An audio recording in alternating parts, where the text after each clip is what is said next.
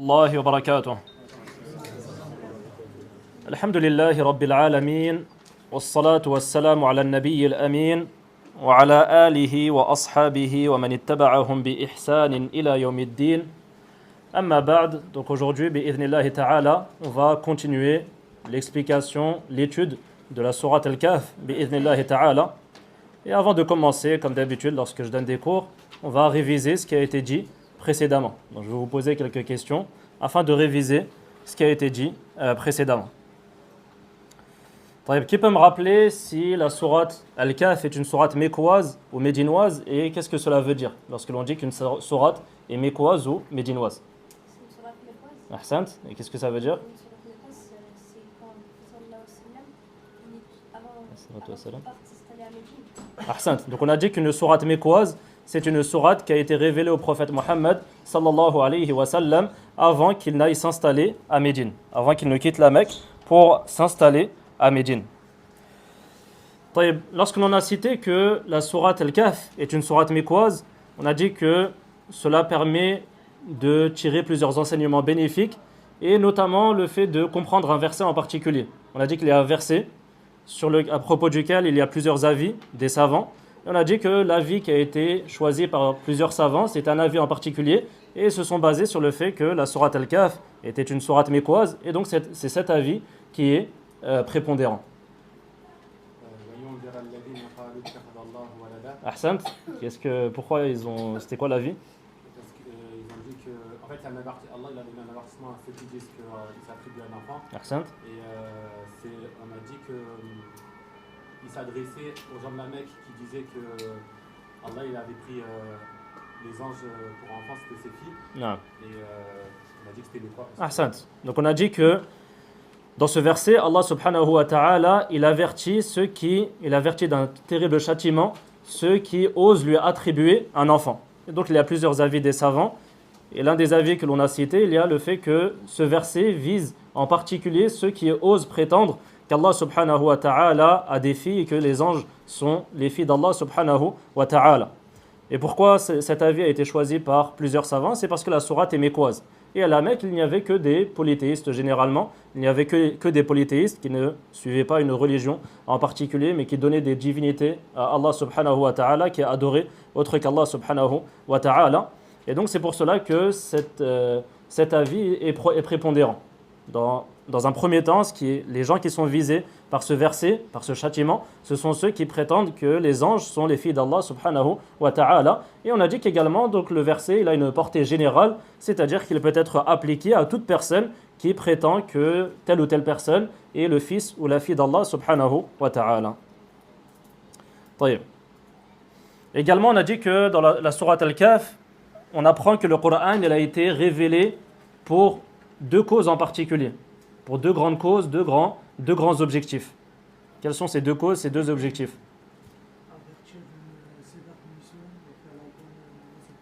Ahsan, faire la bonne annonce aux croyants et également pour avertir ceux qui désobéissent à Allah subhanahu wa ta'ala, ceux qui mécroient en Allah et en son messager sallallahu alayhi wa sallam d'un terrible châtiment. Qui peut me citer un mérite parmi les mérites de la sourate Al-Kahf?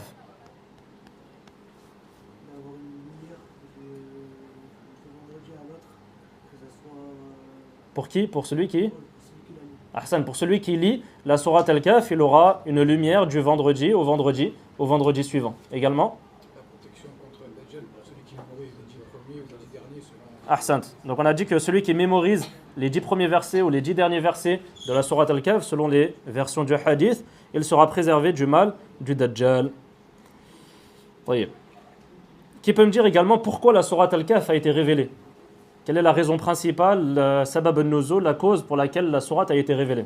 Pour répondre à deux des trois questions aux ensemble des prophètes. Ahsant. Donc on a dit que les polythéistes, ils ont voulu tester le prophète sallallahu alayhi wa sallam pour savoir s'il était vraiment véridique. Et donc ils ont consulté des savants d'une certaine communauté et leur ont dit quelles sont les questions que l'on pourrait poser au prophète alayhi salatu wa sallam pour savoir s'il est réellement le messager d'Allah sallallahu alayhi wa sallam. Donc ces 3 questions, la première c'était l'histoire de jeunes personnes, de jeunes hommes qui ont quitté leur peuple et qui se sont abrités dans une caverne. Et donc c'était une histoire qui était étrange et merveilleuse. La deuxième, c'est l'histoire d'un grand voyageur qui a parcouru le monde d'est en ouest et qui possédait un immense pouvoir.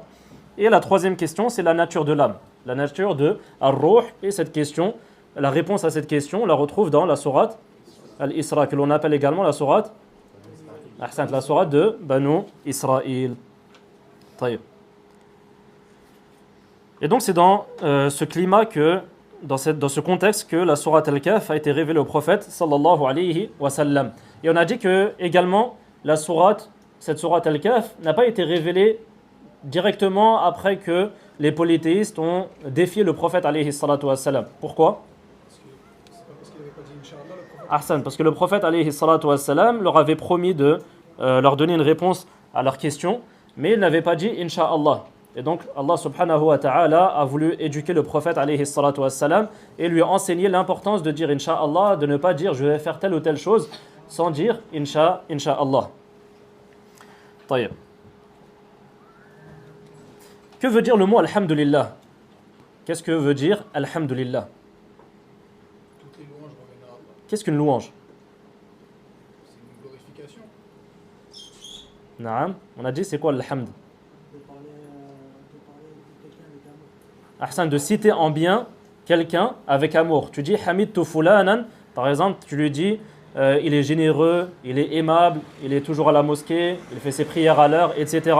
Le fait de citer quelqu'un en bien avec amour, donc tu aimes cette personne, on appelle cela en arabe al-hamd. Et en français, on traduit cela par les louanges. C'est le fait de décrire quelqu'un en bien pour ses qualités ou pour un acte de bien qu'il a pu accomplir. Pour une qualité qu'il a en lui-même ou pour un acte de bien qu'il a pu accomplir. Et donc lorsque tu dis Alhamdulillah, cela veut dire que toute forme de louange revient de droit à Allah subhanahu wa ta'ala. Alhamdu, al-alif wal-lam, c'est l'istighraq, c'est-à-dire toute forme de louange.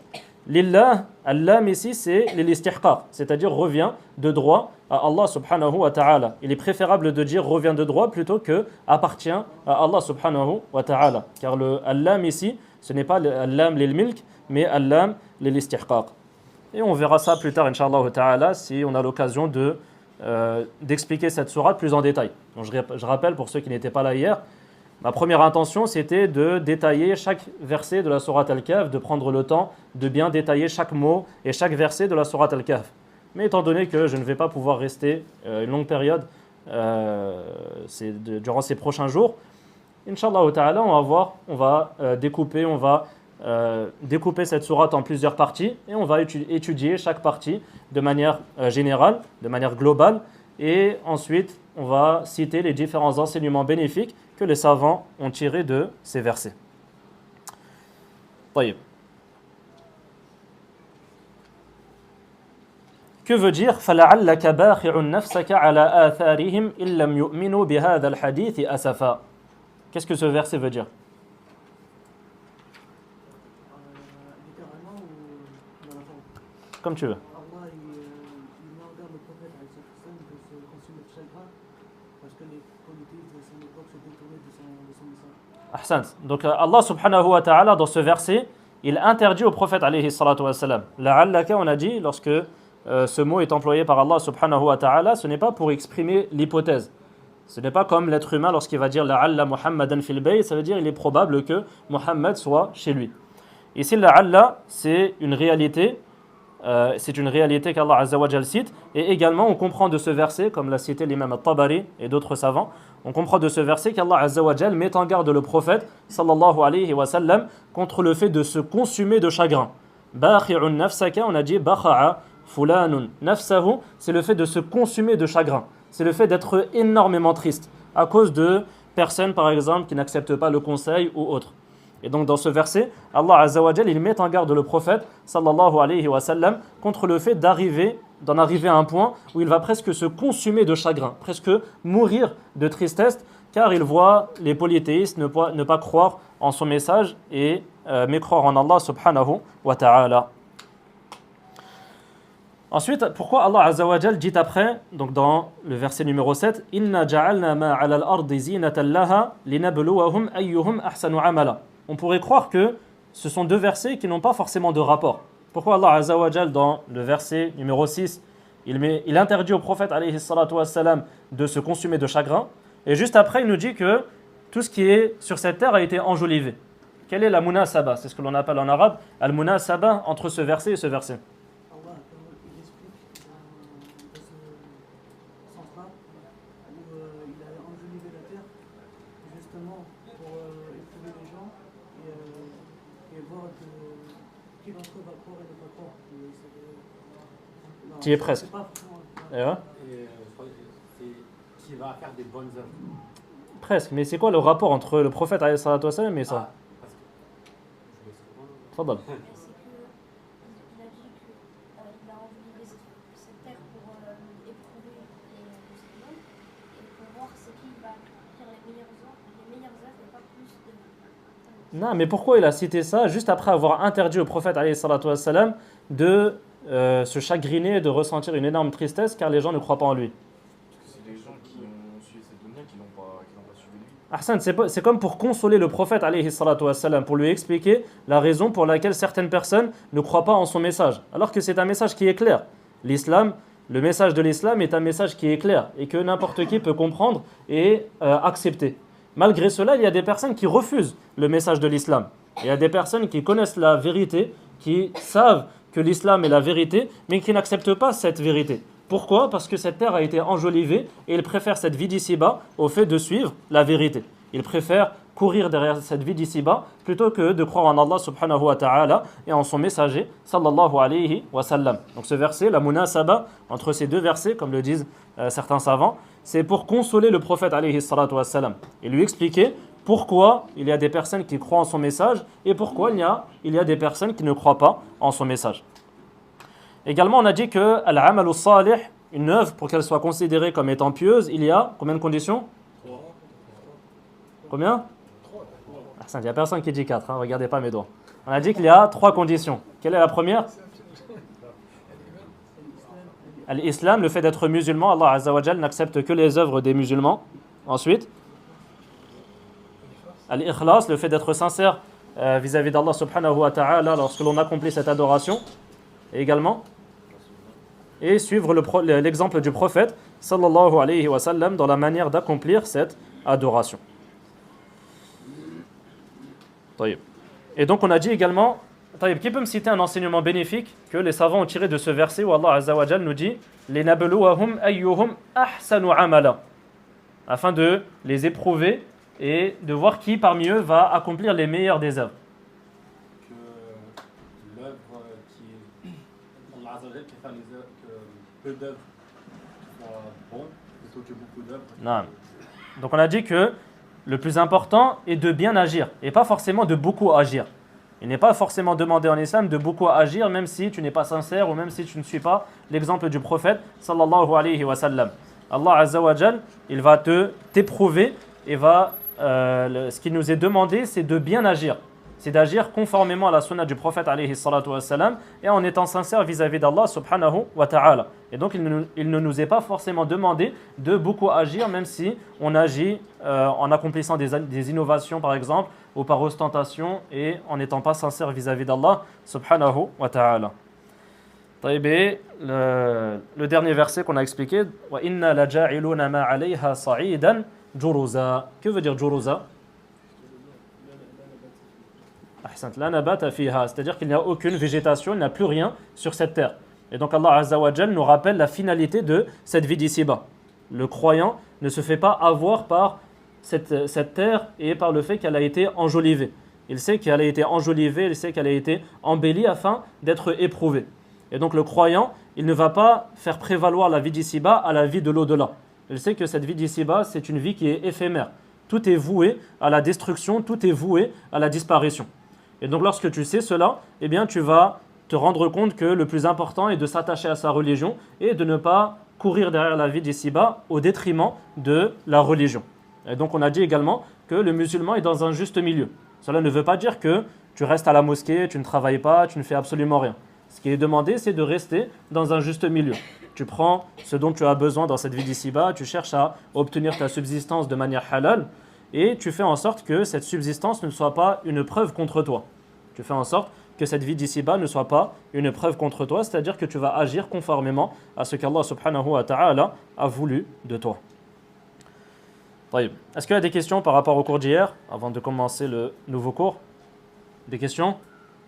C'est clair? Hier, tu as dit parmi les quatre enseignements, enfin, il y a quatre choses à retenir dans la sourate. Tu avais dit maqasidu suwar. Non. Et ça veut dire quoi exactement ça? Maqasid as-suwar, on a dit, c'est les objectifs pour lesquels la sourate a été révélée. C'est-à-dire que les savants, ils vont étudier une sourate et ils vont en arriver à une conclusion. Ils vont dire, par exemple, cette sourate a été révélée pour traiter tel ou tel problème. Ou pour, par exemple, affirmer le fait qu'Allah subhanahu wa ta'ala est le seul à mériter l'adoration. Ou pour expliquer les choses qui sont halal, les choses qui sont licites et illicites en islam. Et ainsi de suite. Donc dans chaque sourate, les savants vont essayer de tirer une conclusion et vont essayer de chercher à savoir pourquoi la sourate a été révélée. Maqasid as-soura, c'est les objectifs pour lesquels la sourate a été révélée. C'est compris? Ouais. Et maintenant, on va passer au récit des gens de la caverne, bi'idhnillahi ta'ala.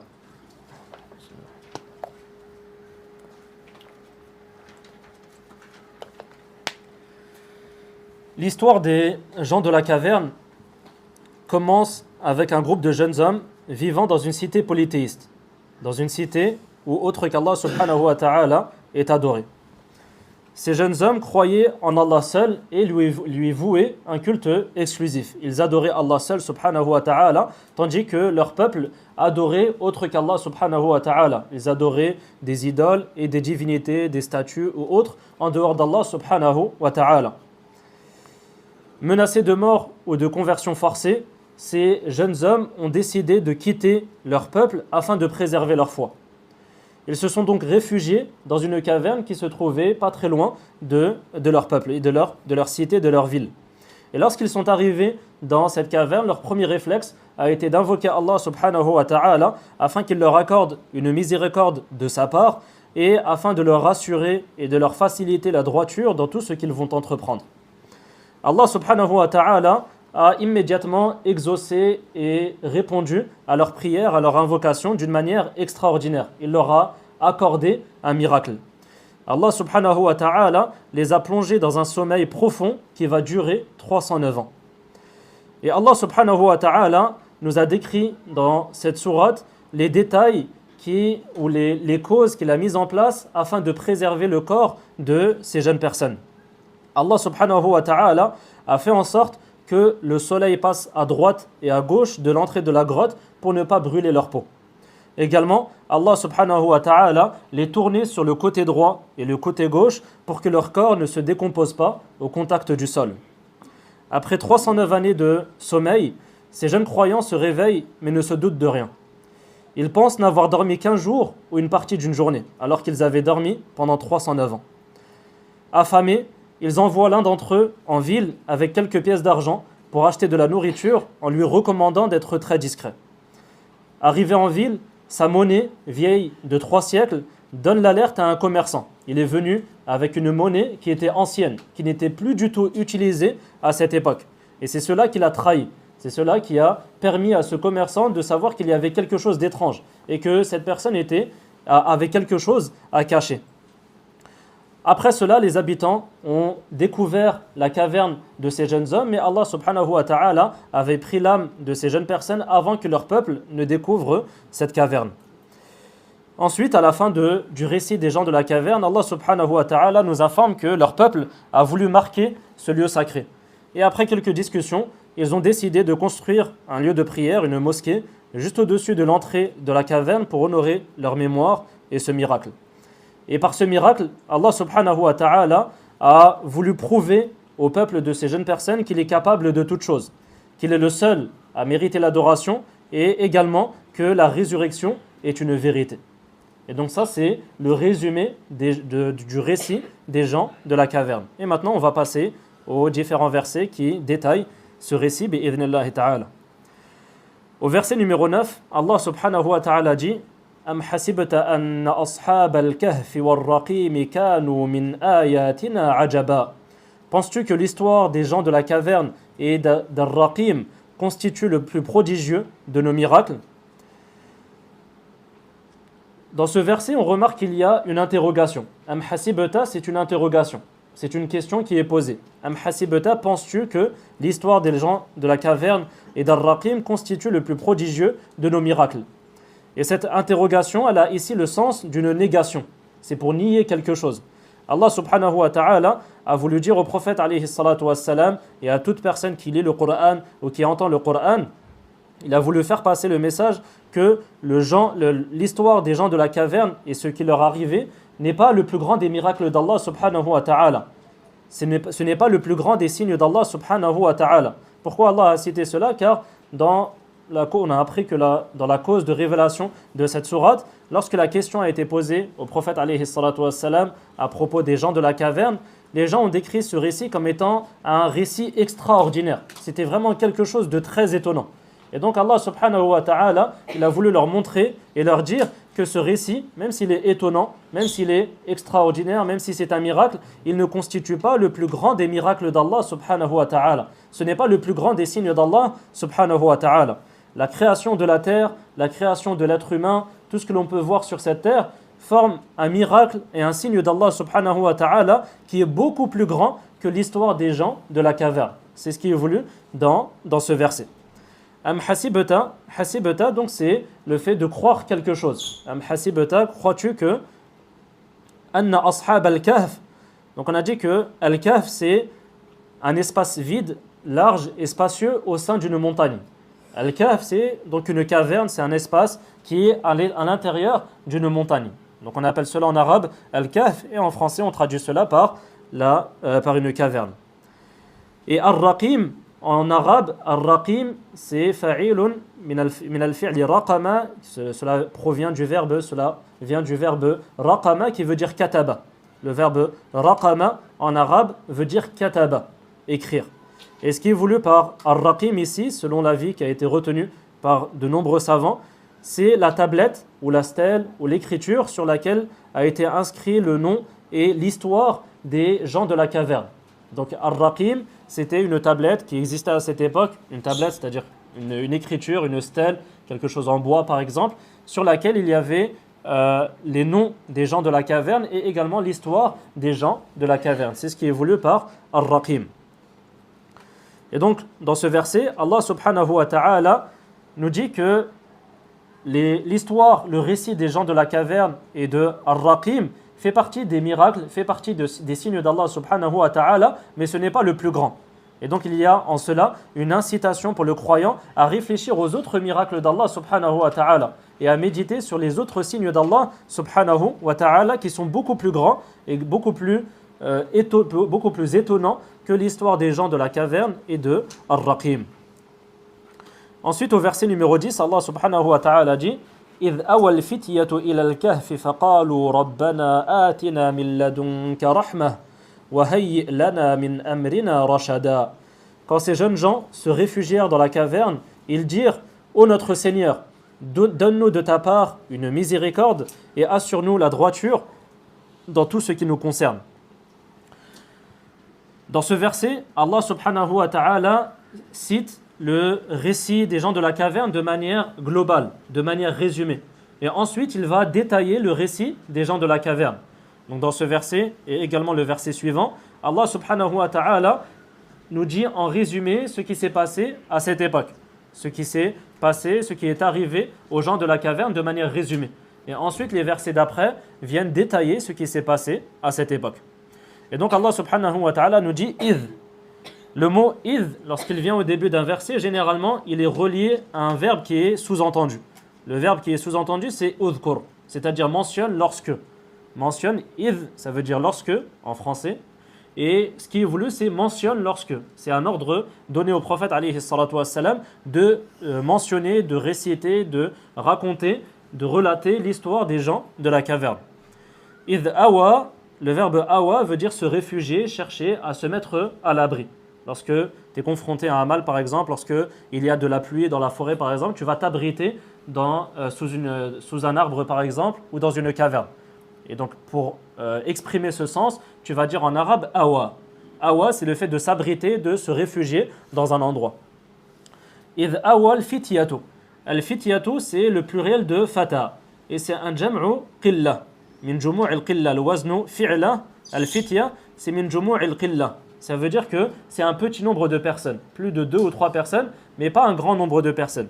C'est un petit nombre de personnes. Et al-fitya, cela veut dire les jeunes personnes. Les jeunes. C'est le pluriel de fata. Idh awa al-fityatu ila al-kahf. Donc ils se sont abrités dans une caverne qui était connue à cette époque et qui était proche de leur cité, de leur ville. Faqalu. Al-fa ici, il indique un sens en particulier. Qui peut me le dire? Qui peut me dire ce qu'indique le mot al-fa, la particule al-fa ici? Idh awa al-fityatu ila al-kahfi faqalu. Ensuite, mais quelque chose de plus précis. C'est ce qui est immédiat. Ahsan, c'est quelque chose d'immédiat. C'est-à-dire que dès qu'ils sont arrivés dans la caverne, leur premier réflexe, c'était d'invoquer Allah subhanahu wa ta'ala. Le mot fa, al-fa, al-harf, la particule al-fa, elle indique ce sens. Par exemple, tu dis dakhala Muhammadun fa Zaydun. Ça veut dire que Muhammad est entré dans la maison, par exemple, ou dans la mosquée, et juste après, immédiatement après, Zayd est entré dans la mosquée ou dans la maison. C'est ce qu'indique le mot ou le harf al-fa. Al-fa, ça signifie quelque chose qui s'est passé immédiatement après une autre chose. Et donc on tire de cela un enseignement bénéfique que les savants ont cité, c'est que celui qui a concrétisé le tawhid, celui qui est attaché à Allah subhanahu wa ta'ala, son premier réflexe en toute situation, lorsqu'il veut obtenir un bien ou lorsqu'il veut repousser un mal, c'est de se tourner vers Allah subhanahu wa ta'ala. C'est d'invoquer Allah subhanahu wa ta'ala avant même de faire les asbab, avant même de faire les causes. Lorsque tu es malade, celui qui a réellement compris le tawhid, celui qui a réellement compris la religion, lorsque tu es malade par exemple, ton premier réflexe, ce n'est pas de prendre un médicament. Ton premier réflexe, ça va être de demander à Allah subhanahu wa ta'ala de te guérir. Et ensuite, tu vas faire les causes. Et lorsque tu vas faire les causes, tu vas être conscient que ce ne sont que des causes. Et qu'Allah subhanahu wa ta'ala peut mettre la baraka dans cette cause. Et donc ces causes vont être efficientes, elles vont être profitables. Et il se peut que ces causes ne soient pas profitables. Peu importe la cause que tu vas mettre en place. Et donc ça nous indique ce sens. Al-fa ici, ça nous indique que le premier réflexe que les gens de la caverne ont eu, c'est d'invoquer Allah subhanahu wa ta'ala. C'est de s'en remettre à Allah subhanahu wa ta'ala. Faqalu rabbana, donc ô notre Seigneur, ils ont invoqué Allah azza wa jal, atina min ladunka rahma, donc accorde-nous de ta part une miséricorde. Et la miséricorde qui est voulue, comme le disent les savants, c'est tashmalu al-rizq wal-huda wal-hifz wal-maghfirah. Donc la rahma ici, la miséricorde, ça englobe le pardon, la protection contre le mal de leur peuple et la subsistance dans cette grotte qui est isolée. Donc ça englobe la miséricorde ici, al-rahma, c'est le pardon, la protection contre leurs ennemis, leur peuple, le mal de leur peuple et la subsistance dans cette grotte isolée. Atina min ladunka rahma wa hayyi lana min amrina rashada. Hayyi, donc c'est un fi'l amr, c'est Allah, il demande à Allah subhanahu wa ta'ala de leur faciliter et de leur préparer et d'organiser ou de leur faciliter leurs affaires et ce qu'ils vont entreprendre. At-tahyi'a en langue arabe, c'est at-taqribu wa at-taysir. At-tahyi'a, hayya'a, ash-shay, c'est le fait de le rapprocher et de faciliter quelque chose. At-taqribu wa at-taysir. Et donc ils ont demandé à Allah azza wa jal, hayyi lana rashada. Ar-rashad, c'est al-ihtida wa ad-daymumatu alayhi. C'est le fait d'être guidé vers le droit chemin et d'être constamment guidé vers le droit chemin. C'est ce qu'indique le mot ar-rashad. Et donc ils ont demandé à Allah azza wa jal de leur accorder une miséricorde venant directement de lui, venant de sa part, et de leur préparer, de leur faciliter ce qu'ils vont entreprendre. Ensuite, Allah azza wa jal dit فَضَرَبْنَا عَلَى آذَانِهِمْ فِي الْكَهْفِ سِنِينَ عَدَدًا. Allah azza wa jal nous dit, selon le sens, nous les avons alors plongés dans un profond sommeil qui se prolongea de longues années. Ici également, on remarque qu'il y a la lettre Fa. Et qu'est-ce que ça indique ici? Les médias, et donc, dans ce verset, qu'Allah Azza wa Jalla a directement exaucé leur invocation. Et ça fait partie des particularités des proches et des alliés d'Allah subhanahu wa ta'ala. Lorsqu'ils invoquent, ils sont immédiatement, Allah Azza wa Jalla répond immédiatement à leur invocation, qu'Allah nous permette d'atteindre ce niveau dans le fait de se rapprocher d'Allah subhanahu wa ta'ala. Et donc Allah Azza wa Jalla dit fadarabna, donc il a immédiatement répondu à leur invocation. Et qu'est-ce qu'Allah Azza wa Jalla a fait? Il les a plongés dans un profond sommeil. Fadarabna, ad-darb en langue arabe, ça signifie le fait de frapper quelque chose. Et ici, ce qui est voulu par fadarabna ala adhanihim, c'est que Allah Azza wa Jalla a mis comme un voile sur leurs oreilles, afin qu'ils ne soient pas réveillés par un quelconque bruit. Cela fait partie des causes qu'Allah Azza wa Jalla a mises en place afin de permettre à ces jeunes personnes de dormir durant toutes ces années. Car généralement, une personne, lorsqu'elle est réveillée, elle est réveillée par le bruit qui est autour d'elle.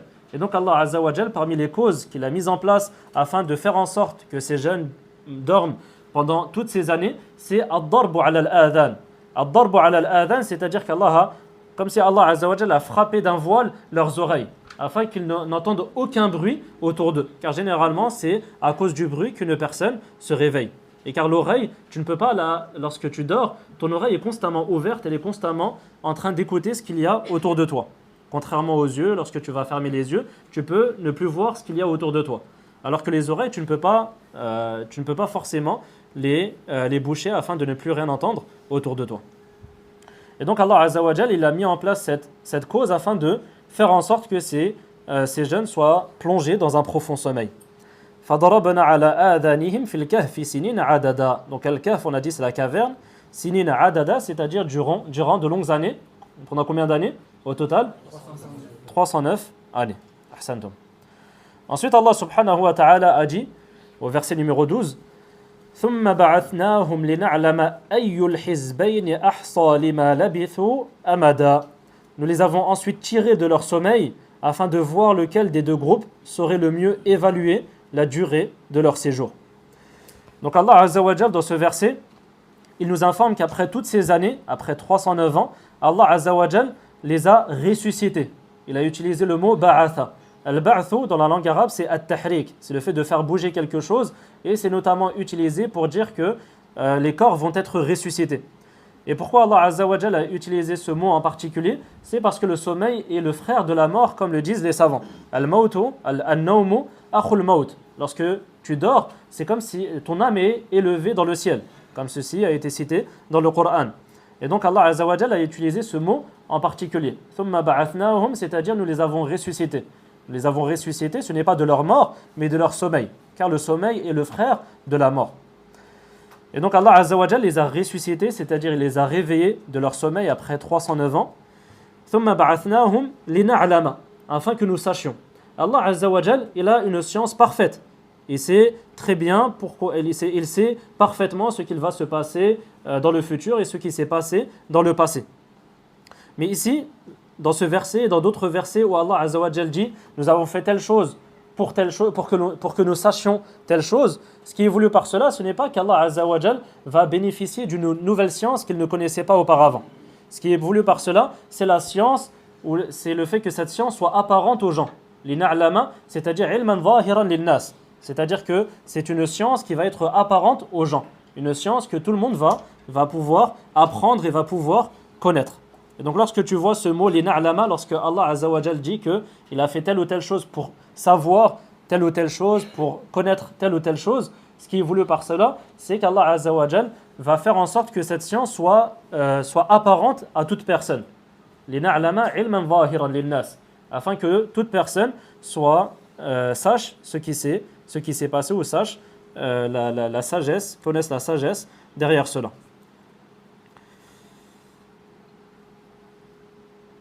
Lina'lama ayyul hizbayni. Ça c'est une petite question pour ceux qui ont étudié la langue arabe.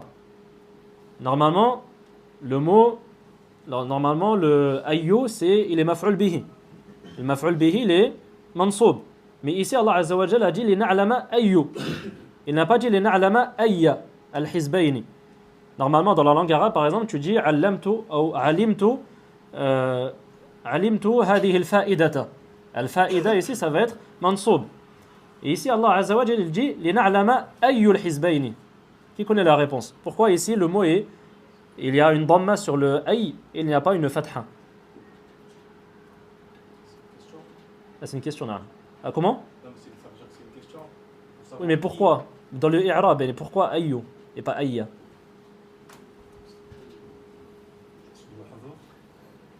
Mahdouf?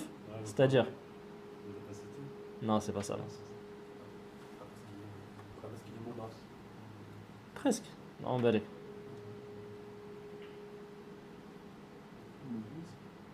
Il est mabni, mais pourquoi il est mabni?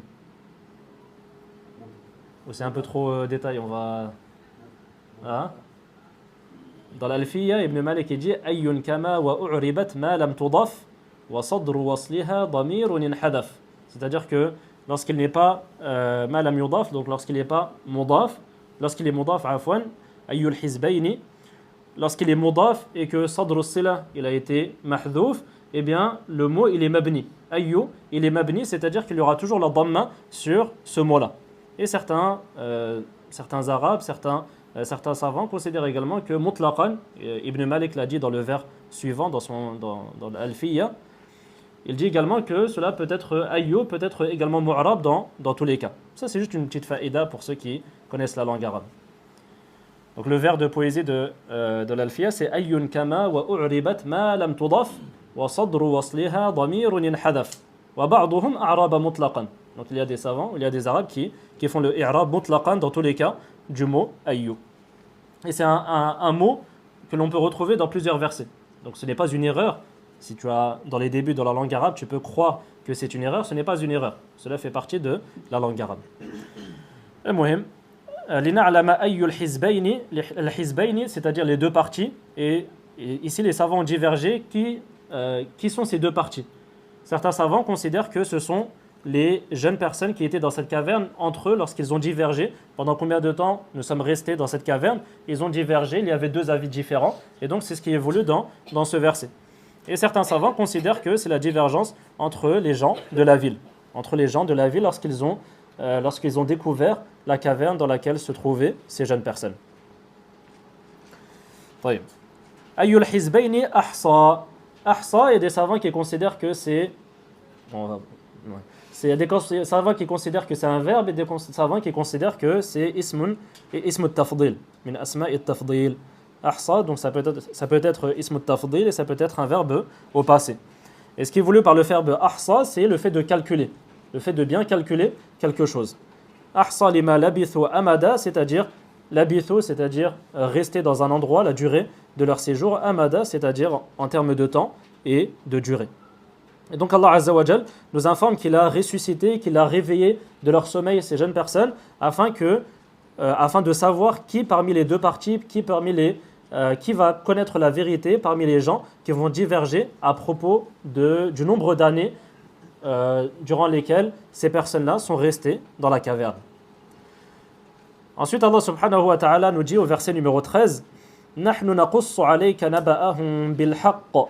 Innahum fityatun amanu bi rabbihim wa zidnahum huda. » Nous allons te raconter leur histoire en toute vérité. Ce sont des jeunes gens qui ont cru en leur Seigneur et dont nous avons renforcé la foi. À partir de ce verset, Allah subhanahu wa ta'ala a détaillé le récit des gens de la caverne. Donc on a dit que les versets précédents, Allah subhanahu wa ta'ala a cité le récit des gens de la caverne de manière globale, de manière résumée, de manière générale. Et à partir de ce verset, le verset numéro 13, Allah subhanahu wa ta'ala a détaillé le récit des gens de la caverne. Allah Azza wa Jal dit « Nahnu naqussu ». Nahnu, Allah Azza wa Jal, dans certains versets, il utilise le mot « nahnu » qui veut dire « nous ». Alors qu'Allah Azza wa Jal, il est seul, il est l'unique. Et ce qui est voulu par cela, c'est ce que l'on appelle en français le « nous » de majesté. C'est une manière de parler, c'est une expression qui est connue en français comme étant le « nous » de majesté. Le « nous » de majesté, c'est le pluriel qui est utilisé par une seule personne pour exprimer sa puissance, sa grandeur, sa souveraineté et sa haute dignité. Également, on peut retrouver ça dans la langue française avec le vouvoiement. Tu vas vouvoyer une personne, tu vas dire vous avez fait telle ou telle chose, mais c'est une seule personne. Ce qui est voulu par cela, c'est le respect. Lorsque tu dis vous à une personne par respect, tu ne veux pas dire qu'il y a plusieurs personnes devant toi. Mais tu veux dire simplement que c'est une personne que tu respectes et donc tu ne vas pas la tutoyer, tu vas la vouvoyer. Et donc c'est un peu ce sens-là que l'on va retrouver dans ce genre de verset. Donc lorsqu'Allah Azza wa Jal dit « nous avons créé ou nous avons fait telle ou telle chose », ce qui est voulu dans certains versets, c'est le nous de majesté. C'est le nous qui exprime la majesté, la grandeur d'Allah subhanahu wa ta'ala. Et également, lorsque tu vois le mot « nahnu » dans le Coran, parmi les sens que ce mot peut avoir, c'est le fait qu'Allah Azza wa Jal a donné l'ordre à ses anges, par exemple, de faire telle ou telle chose. Et donc Allah Azza wa Jal emploie le pronom « nous ». Et il dit « nous avons fait telle ou telle chose, nous avons créé telle ou telle chose ». À l'image du roi, par exemple, du président, il va dire « nous avons construit tel ou tel pont ». Il n'a pas construit de lui-même le pont par ses propres mains. Il a donné l'ordre pour que le pont soit construit. Et donc les gens ont obéi à l'ordre et ils l'ont construit. Et donc le président, lorsqu'il va arriver devant le pont après qu'il soit fini, il va dire nous avons bâti tel ou tel pont. Et ce qui est voulu par cela, c'est que c'est lui qui a donné l'ordre et l'ordre a été obéi. Il a été obéi dans cet ordre. Et donc Allah Azza wa Jal dit nahnu naqussu. Naqussu, c'est-à-dire nous allons te raconter. Nous allons te citer le récit des gens de la caverne.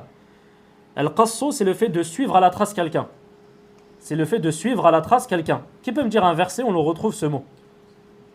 Dans le Kahf. C'est quoi le verset? Non, on l'a pas vu hier. On l'a pas vu hier, non. Mais il est dans Surat Al-Kahf.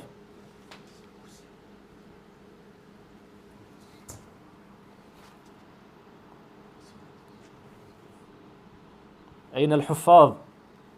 أين أهل القرآن؟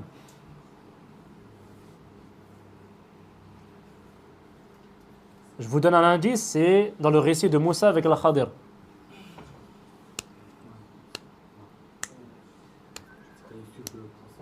Naam.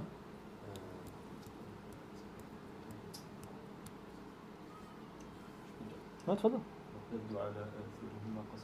فارتدا على آثارهما قصصا. Qasasa, c'est le fait de suivre les traces de quelqu'un. Et également, c'est ce verbe qui est utilisé pour raconter une histoire. C'est comme si tu étais derrière la personne, tu suis ses traces de pas et tu racontes aux gens par où elle est passée, cette personne. Donc c'est ce qu'indique le mot qassa. C'est le fait de raconter, c'est comme si tu suivais les pas d'une personne afin de raconter aux gens, afin de dire aux gens par où elle est passée, ce qu'elle a pu accomplir, etc. Nahnu naqussu, donc on va te réciter le récit des gens de la caverne. Naba'ahum, an-naba, c'est le récit. Ce n'est pas une simple information, il y a des savants qui disent que la différence entre al-khabar et an-naba, c'est que al-khabar c'est une simple information, tandis que an-naba c'est une nouvelle d'une importance capitale, une grande nouvelle, quelque chose de vraiment important. On peut retrouver ce mot dans le Coran également. Surat an-naba, également dans un autre verset qui indique que c'est quelque chose d'extraordinaire. C'est un mot qui a été utilisé dans un contexte en particulier pour dire que il y a quelque chose d'extraordinaire qui s'est passé, j'ai quelque chose de très intéressant à te raconter, à te dire. Qui connaît le verset? Comment? Non. Non, autre chose. Non. C'est quelqu'un. Ahsan fi qissat Sulayman. Qui peut me dire? Ahsan. Waji'tuka min saba'in binaba'in yaqin. An-naba ici c'est quelque chose de capital, une information qui est vraiment importante. Nahnu naqussu alayka naba'ahum bil haqq. Bil haqq, c'est-à-dire en toute vérité, et cela signifie sans aucun ajout, sans aucune déformation. Et donc ça on a dit que ça fait partie des particularités du Coran. Le Coran a été décrit comme étant dans Surat Al-Kahf au début. On a dit que ce mot il a 3 sens, parmi ces sens c'est le rôle de gardien. On a dit qayyima. Al-qayyim, le Coran, Allah Azza wa Jal a décrit le Coran comme étant qayyim. Qayyim, qu'est-ce que cela veut dire? On a dit il y a 3 sens. Qui peut me les rappeler? Comment? Il guide vers le droit chemin également. Ahsan, c'est le gardien, c'est le référent par rapport aux récits qui ont été cités dans la Torah, l'évangile. Et donc il va confirmer ce qu'il y a de vrai dans ces textes sacrés. Et également il va venir, le Coran va rétablir la vérité, il va corriger les erreurs qui se sont répandues auprès des gens, car la Torah, l'Évangile et les autres livres sacrés ont été falsifiés. Et le troisième sens, de la droiture, c'est-à-dire que dans le Coran, il n'y a absolument aucun défaut. Dans le Coran, il n'y a absolument aucun défaut. طيب. نحن نقص عليك نبأهم بالحق إنهم فتية. Donc on a dit fitya, c'est le pluriel de fata, donc ce sont de jeunes personnes. آمنوا بربهم, ils ont cru en leur Seigneur. وزدناهم هدى. Et donc de ce fait, on les a guidés encore plus vers le droit chemin. C'est-à-dire qu'Allah Azza wa Jal les a rétribués pour leur croyance en Allah subhanahu wa ta'ala. C'est-à-dire que le tawhid leur a permis d'être encore plus guidés vers le droit chemin. Le fait de croire en Allah seul, le fait de concrétiser le tawhid, c'est une cause pour être guidé vers le droit chemin. Et donc dans ce verset, Allah Azza wa Jal commence à détailler le récit des gens de la caverne. Il nous dit qu'il va citer le récit des gens de la caverne, bil haqq, en toute vérité. Il nous dit que ce sont de jeunes personnes qui ont cru en leur Seigneur, et pour cela, Allah Azza wa Jal les a guidés davantage vers le droit chemin.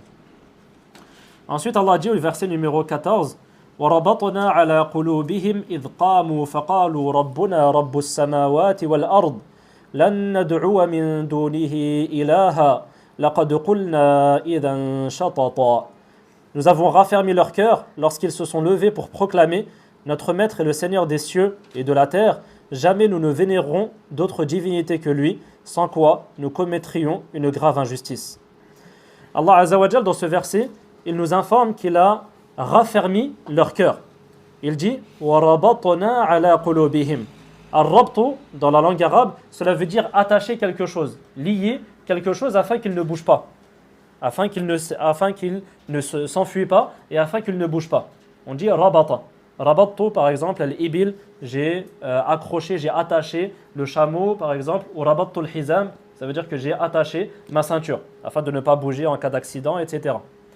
Et c'est ce qui est voulu dans ce verset وَرَبَطْنَا عَلَى قُلُوبِهِمْ, c'est-à-dire qu'Allah Azza wa Jal a attaché leur cœur, il a raffermi leur cœur afin qu'ils ne soient pas apeurés par le fait de proclamer l'unicité, par le fait de proclamer le tawhid, et afin d'appeler les gens à adorer Allah seul. Il leur a donné le courage nécessaire de proclamer le fait qu'Allah subhanahu wa ta'ala est le seul à mériter l'adoration. Comme on l'a vu précédemment, leur peuple adoraient autre qu'Allah. Ils adoraient des statues, des idoles, ils adoraient des divinités en dehors d'Allah subhanahu wa ta'ala. Et pour proclamer le tawhid, cela nécessite énormément de courage. Et c'est pour cela qu'Allah Azza wa Jal leur a accordé ar-rabtu ala al-qalb. Et c'est un sens que l'on retrouve également dans un autre verset. Je ne vais pas vous demander où pour ne pas perdre de temps, Inch'Allah ta'ala. Essayez d'apprendre le Coran en entier pour la prochaine fois, ou pour les prochains cours, bi'idhnillahi ta'ala. Et donc, ar-rabtu ala al-qalb, c'est le fait de raffermir le cœur. C'est le fait d'attacher le cœur afin qu'il ne soit pas apeuré, afin que tu puisses proclamer la vérité, afin que tu puisses proclamer la vérité. Donc, c'est ce qui est voulu par وَرَبَطْنَا عَلَى قُلُوبِهِمْ إِذْ قَامُوا, c'est-à-dire lorsqu'ils se sont levés. إِذْ, ça veut dire lorsqu'ils se levèrent. Ici, إِذْ قَامُوا, ce qui a été cité par les savants, ça indique qu'ils ont pris une position publique. C'est-à-dire qu'ils ont refusé de donner des divinités, d'adorer autre qu'Allah subhanahu wa ta'ala. Et donc, ils ont proclamé publiquement le fait qu'ils vont adorer Allah seul et qu'ils ne vont lui donner aucun associé dans l'adoration. C'est ce qui est voulu par إِذْ قَامُوا. إِذْ قَامُوا فَقَالُوا رَبُّنَا رَبُّ السَّمَاوَاتِ وَالْأَرْضِ. Et ils ont dit, notre Seigneur est le Seigneur des cieux et de la terre. C'est-à-dire qu'ils se sont basés sur Tawhid al-Rububiyya pour prouver qu'Allah Azza wa Jal est le seul à mériter l'adoration. Comme les savants disent, Tawhid al-Rububiyya, qu'est-ce qu'il fait avec Tawhid al-Uluhiyya? Yastalzimu Tawhid al-Uluhiyya. Et Tawhid al-Uluhiyya yatadammanu Tawhid al-Rububiyya. Donc Tawhid al-Rububiyya, le fait de croire au fait qu'Allah seul est le créateur, cela implique de lui vouer un culte exclusif et de l'adorer seul. Si Allah Azza wa Jal est le seul créateur, cela implique de lui vouer un culte exclusif. Et donc ils se sont basés sur cette preuve que n'importe qui peut comprendre et accepter afin d'appeler leur peuple à adorer Allah seul et à délaisser l'adoration des divinités qu'ils adoraient en dehors d'Allah. Lan nad'uwa min dunihi ilaha, c'est-à-dire que jamais ils n'invoqueront autre qu'Allah subhanahu wa ta'ala, une divinité en dehors d'Allah subhanahu wa ta'ala. Ad-du'a, ça peut être employé pour la ibada, pour l'adoration, et également pour l'invocation. Ad-du'a huwa al-ibada, comme c'est venu dans un hadith authentique. Laqad qulna idhan shatata, c'est-à-dire que si nous donnions des divinités à Allah subhanahu wa ta'ala dans l'adoration, eh bien cela serait considéré comme étant une parole outrancière, une énormité. Laqad qulna idhan shatata. Shatata, c'est quelque chose de loin, quelque chose d'éloigné. Shatta fulanun, c'est-à-dire qu'il est parti très très loin. Shatta fulanun, c'est-à-dire que c'est une personne qui est partie très très loin et que tu n'arrives même plus à voir devant toi. Et c'est ce qui est voulu ici. Donc, laqad qulna idhan shatata, certains savants disent, c'est qawlan shatata. Ici, le mot qawlan est sous-entendu. Laqad qulna idhan shatata, c'est-à-dire un mensonge, c'est-à-dire une parole qui est loin de la vérité, une parole qui est mensongère, une parole qui est outrancière, une énormité, une parole qui s'écarte totalement de la raison et de la vérité. Et donc en résumé, dans ce verset numéro 14, Allah Azza wa Jal nous informe qu'il a permis à ces jeunes personnes d'être courageux et de proclamer publiquement à leur peuple qu'Allah seul subhanahu wa ta'ala mérite l'adoration et que tout ce qui est adoré en dehors d'Allah subhanahu wa ta'ala ne mérite pas cette adoration. Ensuite, Allah subhanahu wa ta'ala nous dit au verset numéro 15 هؤلاء قوم اتخذوا من دونه آلهة لولا يأتون عليهم بسلطان بين فمن أظلم ممن افترى على الله كذبا. Notre peuple voue un culte à d'autres divinités qu'Allah si seulement ils apportaient une preuve claire de la validité de leur pratique. Et qui donc est plus injuste que celui qui invente un mensonge contre Allah subhanahu wa ta'ala. Ici Allah Azza wa Jal nous informe de la discussion qu'il y a eu entre ces jeunes avant qu'ils ne quittent leur peuple. Avant de quitter leur ville, ils ont eu une discussion. Ils se sont rassemblés et ils ont eu cette discussion. Et Allah Azza wa Jal nous informe qu'ils se sont dit: notre peuple donne des divinités à Allah subhanahu wa ta'ala. Ittakhadhu min dunihi aliha, c'est-à-dire qu'ils ont inventé des divinités. Ils ont fabriqué des statues et ils ont dit telle statue il faut l'invoquer pour obtenir de la subsistance. Telle statue il faut l'invoquer pour être préservé du mauvais œil par exemple, ou pour être préservé de la sorcellerie, etc. Et donc d'eux-mêmes, ils ont fabriqué, c'est ce qu'indique le mot takhada, c'est-à-dire que d'eux-mêmes, ils ont fabriqué des divinités et ils se sont mis à les adorer. Et donc c'est un constat que les jeunes personnes, ces jeunes croyants ont eu par rapport à leur peuple. Laula ya'tuna alayhim bisultanin bayyin. Et donc ils ont dit pourquoi notre peuple n'est pas capable d'apporter une preuve. Pourquoi ne sont-ils pas capables de nous apporter une preuve pour dire que telle statue ou telle divinité en dehors d'Allah subhanahu wa ta'ala mérite l'adoration? Et bien sûr, personne ne peut apporter une preuve pour dire que telle personne ou telle statue ou telle divinité en dehors d'Allah subhanahu wa ta'ala mérite l'adoration. Et ici, le mot qui a été utilisé, c'est as-sultan. As-sultan, c'est à la base, c'est une autorité. As-sultan, c'est l'autorité. Et ce qui est voulu par cela, c'est un argument d'une force telle qu'il s'impose à l'esprit. As-sultan, c'est le dalil, la preuve que tu ne peux pas réfuter. C'est une preuve qui s'impose directement à l'esprit. C'est une preuve, lorsqu'elle est expliquée à quelqu'un, directement il va l'accepter. Et bayyin, ça signifie clair, explicite. Et c'est ainsi que doit agir le croyant. Lorsqu'une information lorsqu'on lui dit qu'il faut faire telle ou telle adoration, lorsqu'on lui dit que telle ou telle chose est haram ou ce genre de choses, le croyant se doit de demander le dalil. Il se doit de demander la preuve, surtout s'il y a quelque chose d'étrange, quelque chose qui, de manière apparente, ne fait pas partie de la religion. Ceci ne fait pas forcément partie de la religion. On te dit que telle ou telle chose est haram ou telle chose fait partie de la religion, c'est une chose qu'il faut faire et qui est aimée auprès d'Allah subhanahu wa ta'ala, et tu n'as jamais entendu cela. Tu n'as jamais appris cela auprès des savants, tu n'as jamais lu cela dans le Coran ou dans la Sunna. Tu te dois de demander la preuve. Et c'est ce comportement que ces jeunes croyants ont adopté avec leur peuple. فَمَنْ أَظْلَمُ مِمَّنِ افْتَرَى عَلَى اللَّهِ كَذِبًا, c'est-à-dire qui est plus injuste que celui qui invente un mensonge contre Allah subhanahu wa ta'ala. C'est le plus grave des péchés. C'est le fait de donner des associés à Allah subhanahu wa ta'ala et de mentir sur Allah azza wa jal en disant que telle ou telle divinité mérite adoration ou tel acte permet de se rapprocher d'Allah subhanahu wa ta'ala sans preuve.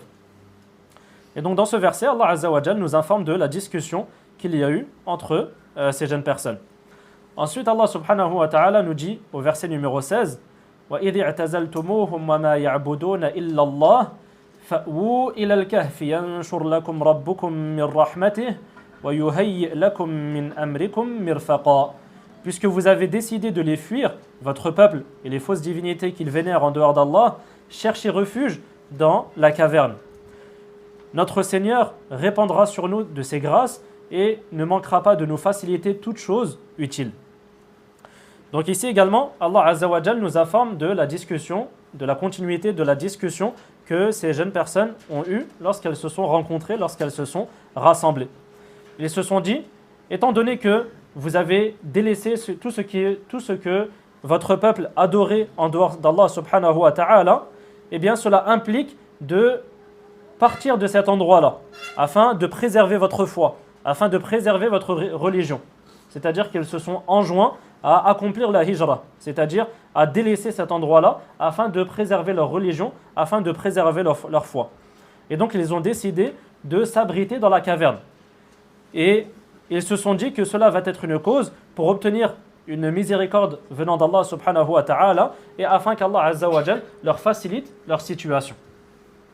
Allah Azza wa Jal dit وَإِذِ اعْتَزَلْتُمُوهُمْ. Et idh ici c'est les ta'lil, c'est une cause, c'est la causalité, c'est-à-dire puisque vous vous êtes séparés d'eux, puisque vous avez quitté, puisque vous avez délaissé tout ce qui est adoré en dehors d'Allah subhanahu wa ta'ala, tout ce que votre peuple adore en dehors d'Allah subhanahu wa ta'ala, étant donné que vous avez fait cela, cela implique autre chose. Cela ne suffit pas.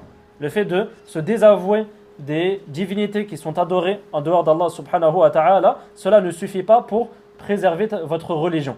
Cela implique également de quitter cet endroit-là, afin de préserver votre foi, afin de préserver votre religion. Fa'ou, c'est-à-dire allez vous abriter dans la caverne. Fa'ou ila al-kahfi, donc dans la caverne. Yanshur lakum rabbukum min rahmati, c'est-à-dire qu'Allah Azza wa Jal va répandre sur vous une miséricorde venant de lui. Wa yuhayyi lakum min amrikum mirfaqa. On a dit, donc at-tahiyya c'est at-taqrib wa at-taysir. Et al-mirfaq en arabe, ça désigne tout ce qui est utile. Al-mirfaq dans la langue arabe, ça désigne tout ce qui est utile, ce qui apporte du confort ou une aide. Et c'est pour ça que l'on appelle le coude en arabe al-mirfaq, parce que tu vas t'aider du coude pour te relever par exemple, c'est quelque chose qui va te servir dans la vie courante. Et donc al-mirfaq, ce qui est voulu dans ce verset et dans la langue arabe, ce mot peut être utilisé pour désigner tout ce qui est utile, tout ce qui apporte du confort ou une aide. Et donc ici Allah Azza wa Jal nous informe que ces jeunes personnes ont invoqué Allah Azza wa Jal, ou on dit que s'ils vont accomplir la hijra, s'ils vont quitter leur peuple, s'ils vont quitter cet endroit-là, Allah Azza wa Jal va leur accorder une miséricorde provenant de lui et il va transformer leur épreuve difficile en une situation supportable et bénéfique. C'est ce qui est voulu par ce verset de manière générale. Ensuite Allah Azza wa Jal dit au verset numéro 17 وَتَرَى الشَّمْسَ إِذَا طَلَعَتْ تَزَاوَرُ عَنْ كَهْفِهِمْ ذَاتَ الْيَمِينِ وَإِذَا غَرَبَتْ تَقْرِضُهُمْ ذَاتَ الشِّمَالِ وَهُمْ فِي فَجْوَةٍ مِّنْهُ ذَلِكَ مِنْ آيَاتِ اللَّهِ مَنْ يَهْدِ اللَّهُ فَهُوَ الْمُهْتَدِ. Si tu t'arrêtes ici, tu dis الْمُهْتَدِ وَمَنْ يُضْلِلْ فَلَنْ تَجِدَ لَهُ وَلِيًّا مُرْشِدًا. Et tu vois le soleil à son lever s'écarter à droite de la caverne et à son coucher s'écarter vers la gauche, tandis que les jeunes gens occupaient une large place au centre de la grotte, au centre de la caverne. C'est là un signe de la toute-puissance d'Allah subhanahu wa ta'ala. Quiconque est guidé par Allah ne peut que suivre le droit chemin, à l'inverse de ceux qui laissent s'égarer et que nul ne saurait guider. Ici, Allah Azza wa Jal nous informe, commence à nous détailler les différentes causes qu'il a mises en place afin de préserver ces jeunes personnes, afin de préserver le corps de ces jeunes croyants. Allah Azza wa Jal a fait en sorte que le soleil s'écarte de leur caverne, afin que la lumière du soleil n'atteigne pas leur corps, afin qu'ils ne soient pas touchés par la chaleur du soleil et par les rayons du soleil. Et certains savants considèrent que Allah Azza wa Jal a fait dévier la trajectoire du soleil afin de préserver le corps de ces jeunes personnes. Et d'autres savants considèrent que ce qui est voulu par cela, c'est qu'Allah Azza wa Jal les a guidés vers cette caverne en particulier, car elle était placée à un endroit où le soleil justement n'entrait pas dans cette caverne, où les rayons du soleil n'entraient pas dans cette caverne. Et l'avis qui a été choisi par de nombreux savants, c'est que Allah Azza wa Jal a fait en sorte que le soleil dévie de sa trajectoire afin de permettre à ces jeunes personnes d'être totalement préservées de la lumière et de la chaleur du soleil, afin que leur corps soit totalement préservé. Qui peut me dire de ce verset comment les savants en ont conclu que ce qui est voulu par cela, c'est qu'Allah Azza wa Jal a fait dévier la trajectoire du soleil, et pas seulement le fait que c'était une caverne qui était bien placée, et donc le soleil n'entrait pas, la lumière du soleil n'entrait pas dans cette caverne. Dans le même verset, dans ce verset, il y a un délil. Dans ce même verset, il y a une preuve sur laquelle plusieurs savants se sont basés pour dire que cet avis-là est l'avis prépondérant, l'avis le plus juste. وترى الشمس إذا طلعت تزاور عن كهفهم ذات اليمين وإذا غربت تقرضهم ذات الشمال وهم في فجوة منه ذلك من آيات الله من يهد الله فهو المهتد ومن يضلل فلن تجد له وليا مرشدا. لا. أحسنت ذلك من آيات الله. Cela fait partie des signes d'Allah subhanahu wa ta'ala. Et cela est plus en conformité avec l'avis qui a été cité, l'avis que je viens de citer. Lorsqu'Allah Azza wa Jal nous dit que c'était un signe parmi les signes d'Allah, ou un miracle parmi les miracles d'Allah subhanahu wa ta'ala, cela indique que Allah Azza wa Jal a fait en sorte que le soleil dévie de sa trajectoire afin de préserver ces jeunes personnes des rayons et de la chaleur du soleil. Et donc Allah Azza wa Jal dit Watara shamsa watara, ici Allah Azza wa Jal s'adresse au prophète alayhi salatu wassalam comme s'il voyait cette situation. Il s'adresse également de manière générale à tout lecteur du Coran et à toute personne qui lit le Coran. Watara shamsa, ici tu te dois de t'imaginer la scène. Lorsqu'Allah Azza wa Jal dit Watara shamsa, c'est-à-dire que là, c'est comme si tu étais devant la caverne et tu vois ce qui est en train de se passer. Tu vois le soleil dévier légèrement de sa trajectoire afin que les rayons du soleil n'atteignent pas le corps de ces personnes-là. Il est important de ressentir ce genre de choses. Et ça vient également avec l'apprentissage de la langue arabe. Plus tu vas avancer dans l'apprentissage de la langue arabe, plus tu vas ressentir ce genre de choses. Ici, Allah Azza wa Jal, il t'invite à ressentir il t'invite à voir cette scène-là de tes propres yeux. C'est comme si tu étais devant la caverne et tu étais en train de voir ces jeunes personnes allongées dans cette caverne, en train de dormir pendant 309 ans, et le soleil dévié de cette caverne afin de préserver leur corps de la chaleur et des rayons du soleil. وَتَرَى الشَّمْسَ إِذَا طَلَعَتْ, c'est-à-dire lorsque le soleil se lève, تَزَاوَرُ عَنْ كَهْفِهِمْ ذَاتَ الْيَمِينِ. تَزَاوَرُ, ça vient de la racine الزَّاي والواو والراء. Et az-zawr, c'est le fait de dévier de quelque chose. C'est le fait de s'écarter de quelque chose. Et donc ici, ça indique que la lumière du soleil ne frappe pas directement l'entrée de la grotte au lever, mais passe sur le côté de la grotte. Tazawaru an kahfihim. Az-zawr, ça indique le fait de dévier, une trajectoire qui a dévié. Quelque chose qui a dévié du droit chemin. Et c'est également pour cela que l'on appelle le faux témoignage shahadatu Az-zur, c'est-à-dire que tu dévies du droit chemin en témoignant de quelque chose que tu n'as pas vu, que tu n'as pas entendu. Donc tazawaru an kahfihim, cela veut dire que le soleil déviait de sa trajectoire lorsque il se levait, et donc il s'écartait de leur caverne vers la droite. Wa idha gharabat taqriduhum dhata ash-shimal. Wa idha gharabat, c'est-à-dire lorsque le soleil se couche, taqriduhum, c'est-à-dire que le soleil, à son coucher, il ne fait que les effleurer de loin ou passer à côté d'eux. Taqriduhum al-qardu, c'est le fait de couper ou de frôler quelque chose. Al-qardu, ça peut vouloir dire couper quelque chose, et également ça peut vouloir dire frôler quelque chose. Et c'est ce qui est voulu ici dans ce verset. Allah Azza wa Jal nous informe qu'il a fait en sorte que le soleil les effleure de loin et passe à côté d'eux afin de ne pas les brûler et afin de ne pas les déranger dans leur sommeil. وَهُمْ فِي فَجْوَةٍ مِّنْهِ, c'est-à-dire qu'ils sont dans un espace spacieux au milieu de la caverne. ذَلِكَ مِنْ آيَاتِ اللَّهِ, c'est-à-dire que cela fait partie des signes d'Allah. مَنْ يَهْدِ اللَّهُ فَهُوَ الْمُهْتَدِ, celui qu'Allah guide, c'est lui le bien guidé. وَمَنْ يُضْلِلْ فَلَنْ تَجِدَ لَهُ وَلِيًّا مُرْشِدًا. Et quiconque Allah Azza wa Jal égare, tu ne lui trouveras aucun protecteur pour le mettre sur la bonne voie. C'est-à-dire que si Allah Azza wa Jal décide de par sa justice d'égarer une personne, aucune créature ne pourra faire en sorte que cette personne soit guidée vers le droit chemin. Ni le prophète alayhi salatu wassalam, ni personne d'autre.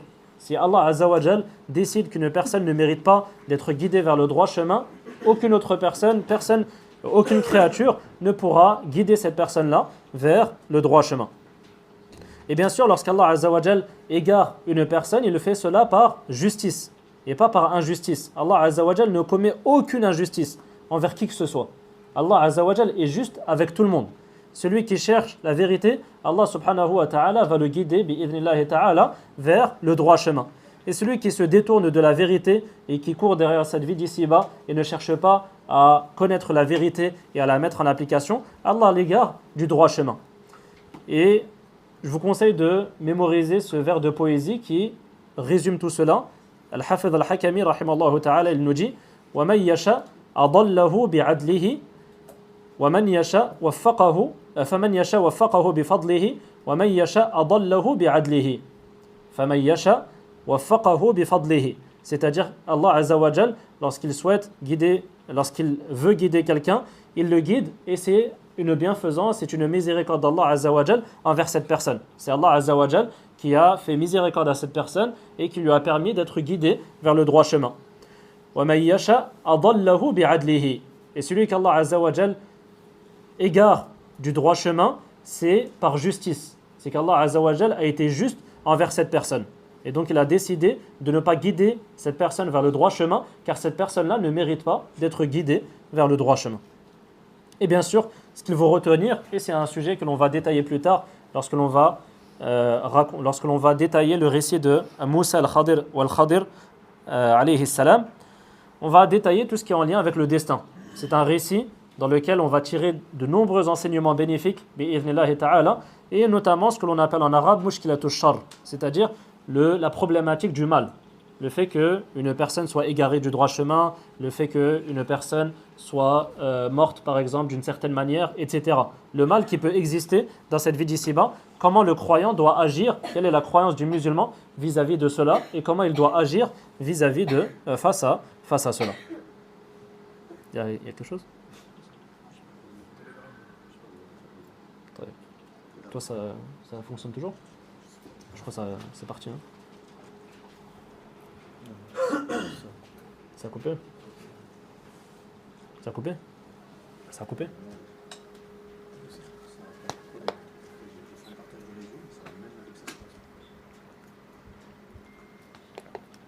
C'est pour ça Telegram, c'est pas trop...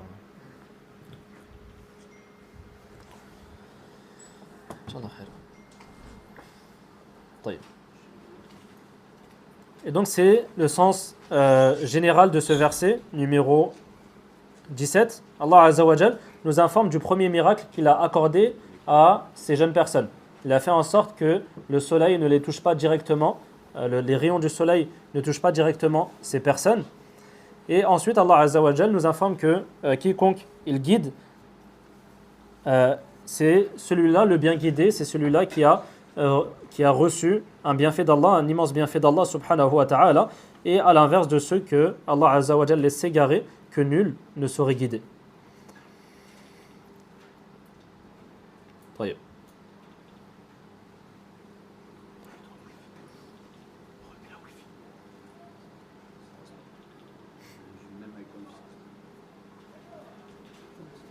Ça fait combien de temps là? 1h08. Je pense qu'on va faire en plusieurs parties. طيب.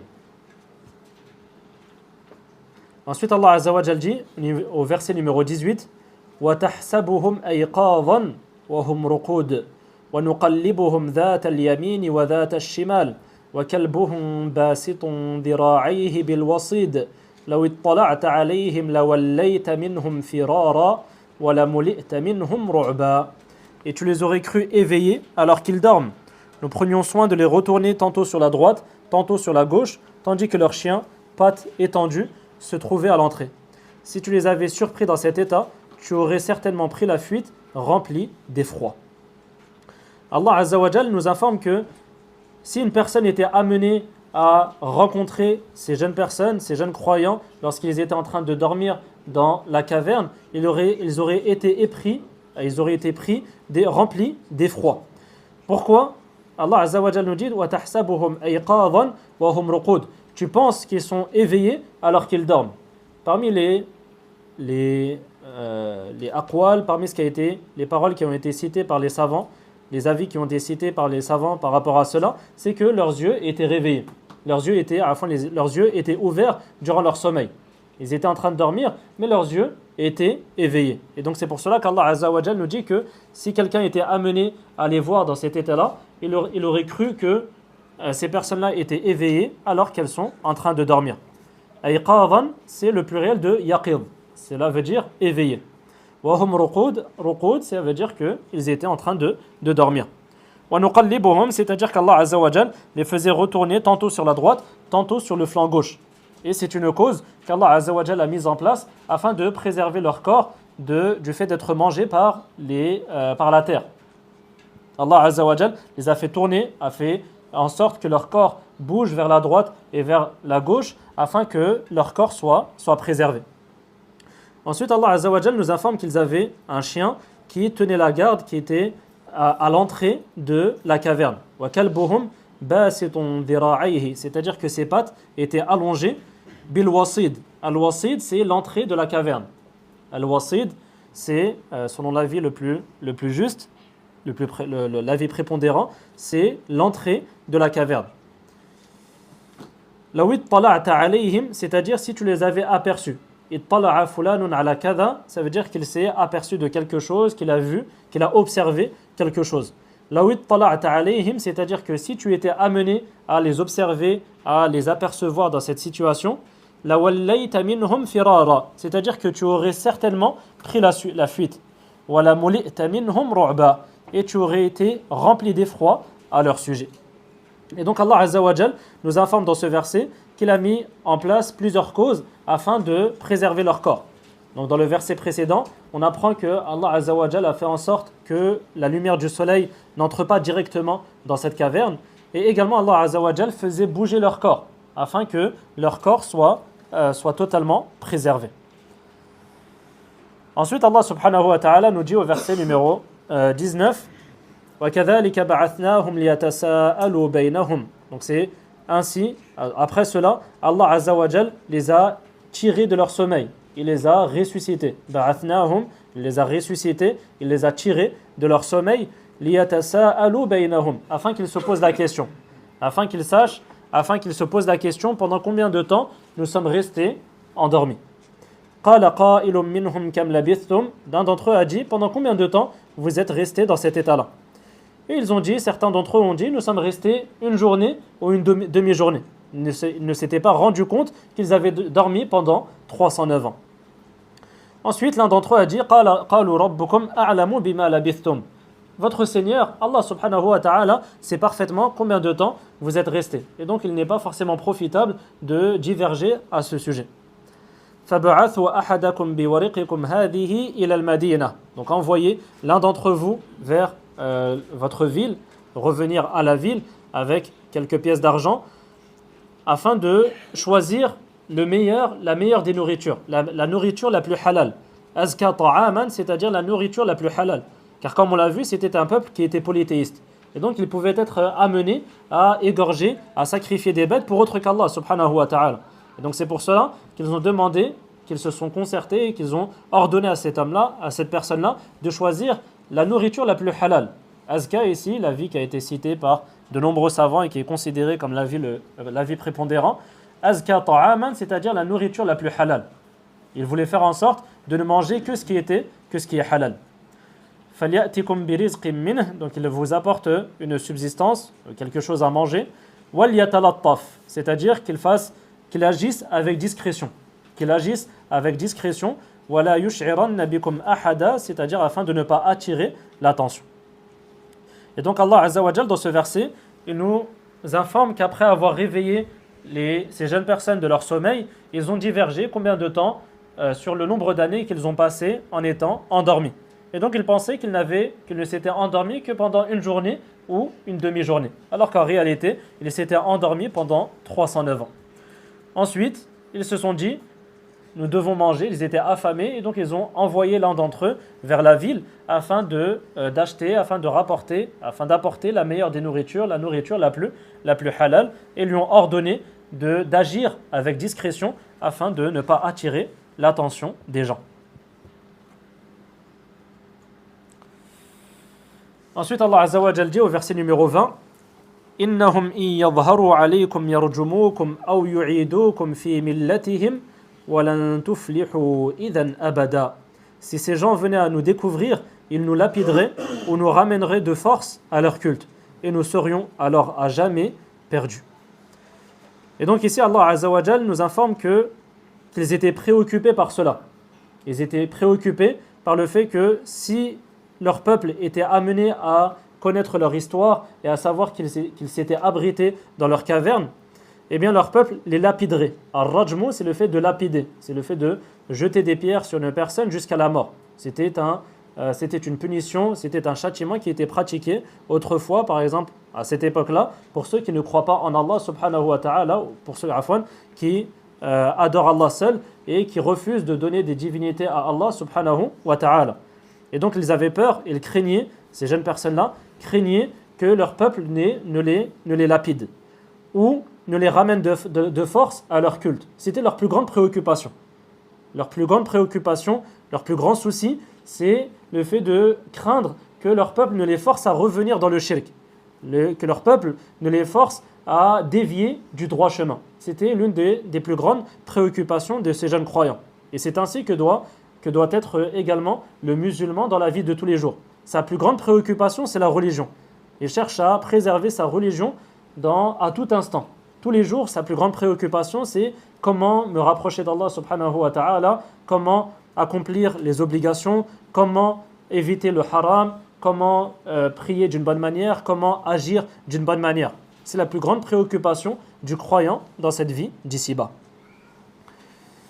Ensuite, Allah subhanahu wa ta'ala, donc là j'essaie d'aller un peu vite parce que ça fait déjà 1h15. Est-ce que vous êtes fatigué ou on continue ou on reporte à demain? Parce que là il y a une autre histoire après concernant le récit des gens de la caverne, on va passer à autre chose après. Est-ce que vous voulez qu'on continue ou je cite quelques enseignements bénéfiques et on arrête, ou bien on continue et il reste encore plusieurs choses à dire? Qu'est-ce que vous en pensez? Je sais que ça peut être long déjà, 1 heure, je sais que c'est difficile pour un étudiant en sciences qui participe à des cours d'un savant, assister à un cours pendant plus d'1 heure, ça peut être difficile. Alors pour quelqu'un qui n'a pas forcément l'habitude d'assister à des cours et de s'asseoir par terre, etc., je sais que ça peut être encore plus difficile. Qu'est-ce que vous en pensez? N'ayez pas honte. Qu'est-ce que vous en pensez? On continue? On continue? Taïb. Au verset numéro 21, Allah Azza wa Jalla, je vais essayer de résumer, d'aller un peu plus vite. Ensuite, Allah Azza wa Jalla, au verset numéro 21, il nous informe qu'il a fait en sorte que ces jeunes personnes soient découvertes, que le peuple de ces jeunes personnes-là découvre leur cachette, découvre cette caverne au moment où l'un s'opposait aux autres. Pourquoi? لِيَعْلَمُوا أَنَّ وَعْدَ اللَّهِ حَقٌّ. Allah Azza wa Jalla a fait en sorte que leur peuple découvre cette caverne après toutes ces années, afin qu'ils sachent que l'heure viendra inéluctablement. C'est-à-dire que Allah Azza wa Jalla va ressusciter les morts, afin que leur peuple sache que la résurrection est une réalité, est une vérité. C'était quelque chose auquel plusieurs personnes pouvaient ne pas croire. Il y a des personnes, même à l'époque du prophète alayhi salatu wassalam, et même à notre époque, qui ne vont pas croire au fait que Allah Azza wa Jal est capable de ressusciter les morts, de les ramener à la vie. Et donc Allah Azza wa Jal, en faisant dormir ces gens-là pendant 309 ans, et ensuite en faisant en sorte que leur peuple découvre leur histoire beaucoup plus tard, Allah Azza wa Jal a voulu enseigner à ces personnes-là a voulu leur dire que l'heure est une vérité, la résurrection est une vérité, et que les personnes vont être ressuscitées. Si Allah Azza wa Jal est capable de faire en sorte que ces personnes dorment pendant 309 ans sans être touchées par quoi que ce soit, sans avoir besoin de manger ni de boire, et leur corps a été totalement préservé et parfaitement préservé, si Allah Azza wa Jal est capable de cela, eh bien Allah Azza wa Jal est également capable de faire ressusciter les morts et de ramener à la vie les morts. Ensuite, Allah Azza wa Jal nous informe que leurs peuples ont divergé par rapport au sort, par rapport à ce qu'ils vont faire dans cette situation-là. Et donc certaines personnes ont dit qu'ils vont condamner cette caverne, donc ils vont fermer cette caverne, et d'autres personnes ont dit ont décidé qu'ils allaient construire une mosquée à cet endroit de la caverne. Et bien sûr, les savants citent ici que le fait de construire une mosquée sur une tombe ou sur un cimetière, c'est quelque chose qui est interdit en islam. Et ici, c'était un acte qui a été accompli par des personnes qui ne croyaient pas forcément en Allah subhanahu wa ta'ala. Pourquoi les savants ont dit ça? Pourquoi les savants ont dit que ceux qui ont pris la décision de construire une mosquée à l'endroit de cette caverne, ce sont des personnes qui n'étaient pas croyantes? C'était des personnes qui déviaient du droit chemin. Dans le même verset.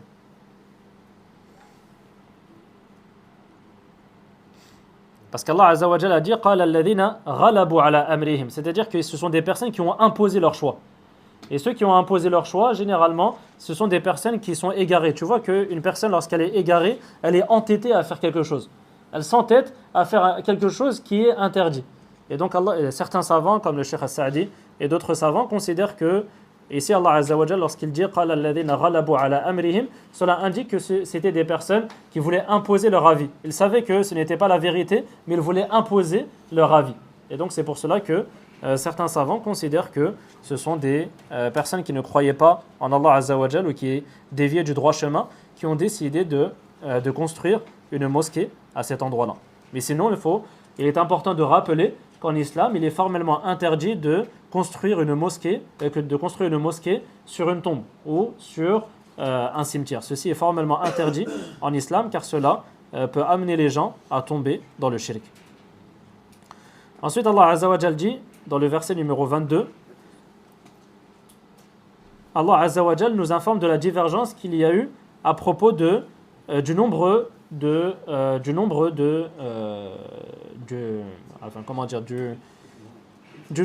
ces jeunes personnes. Ils étaient au nombre de combien? Ces jeunes personnes, ces jeunes croyants, ils étaient au nombre de combien?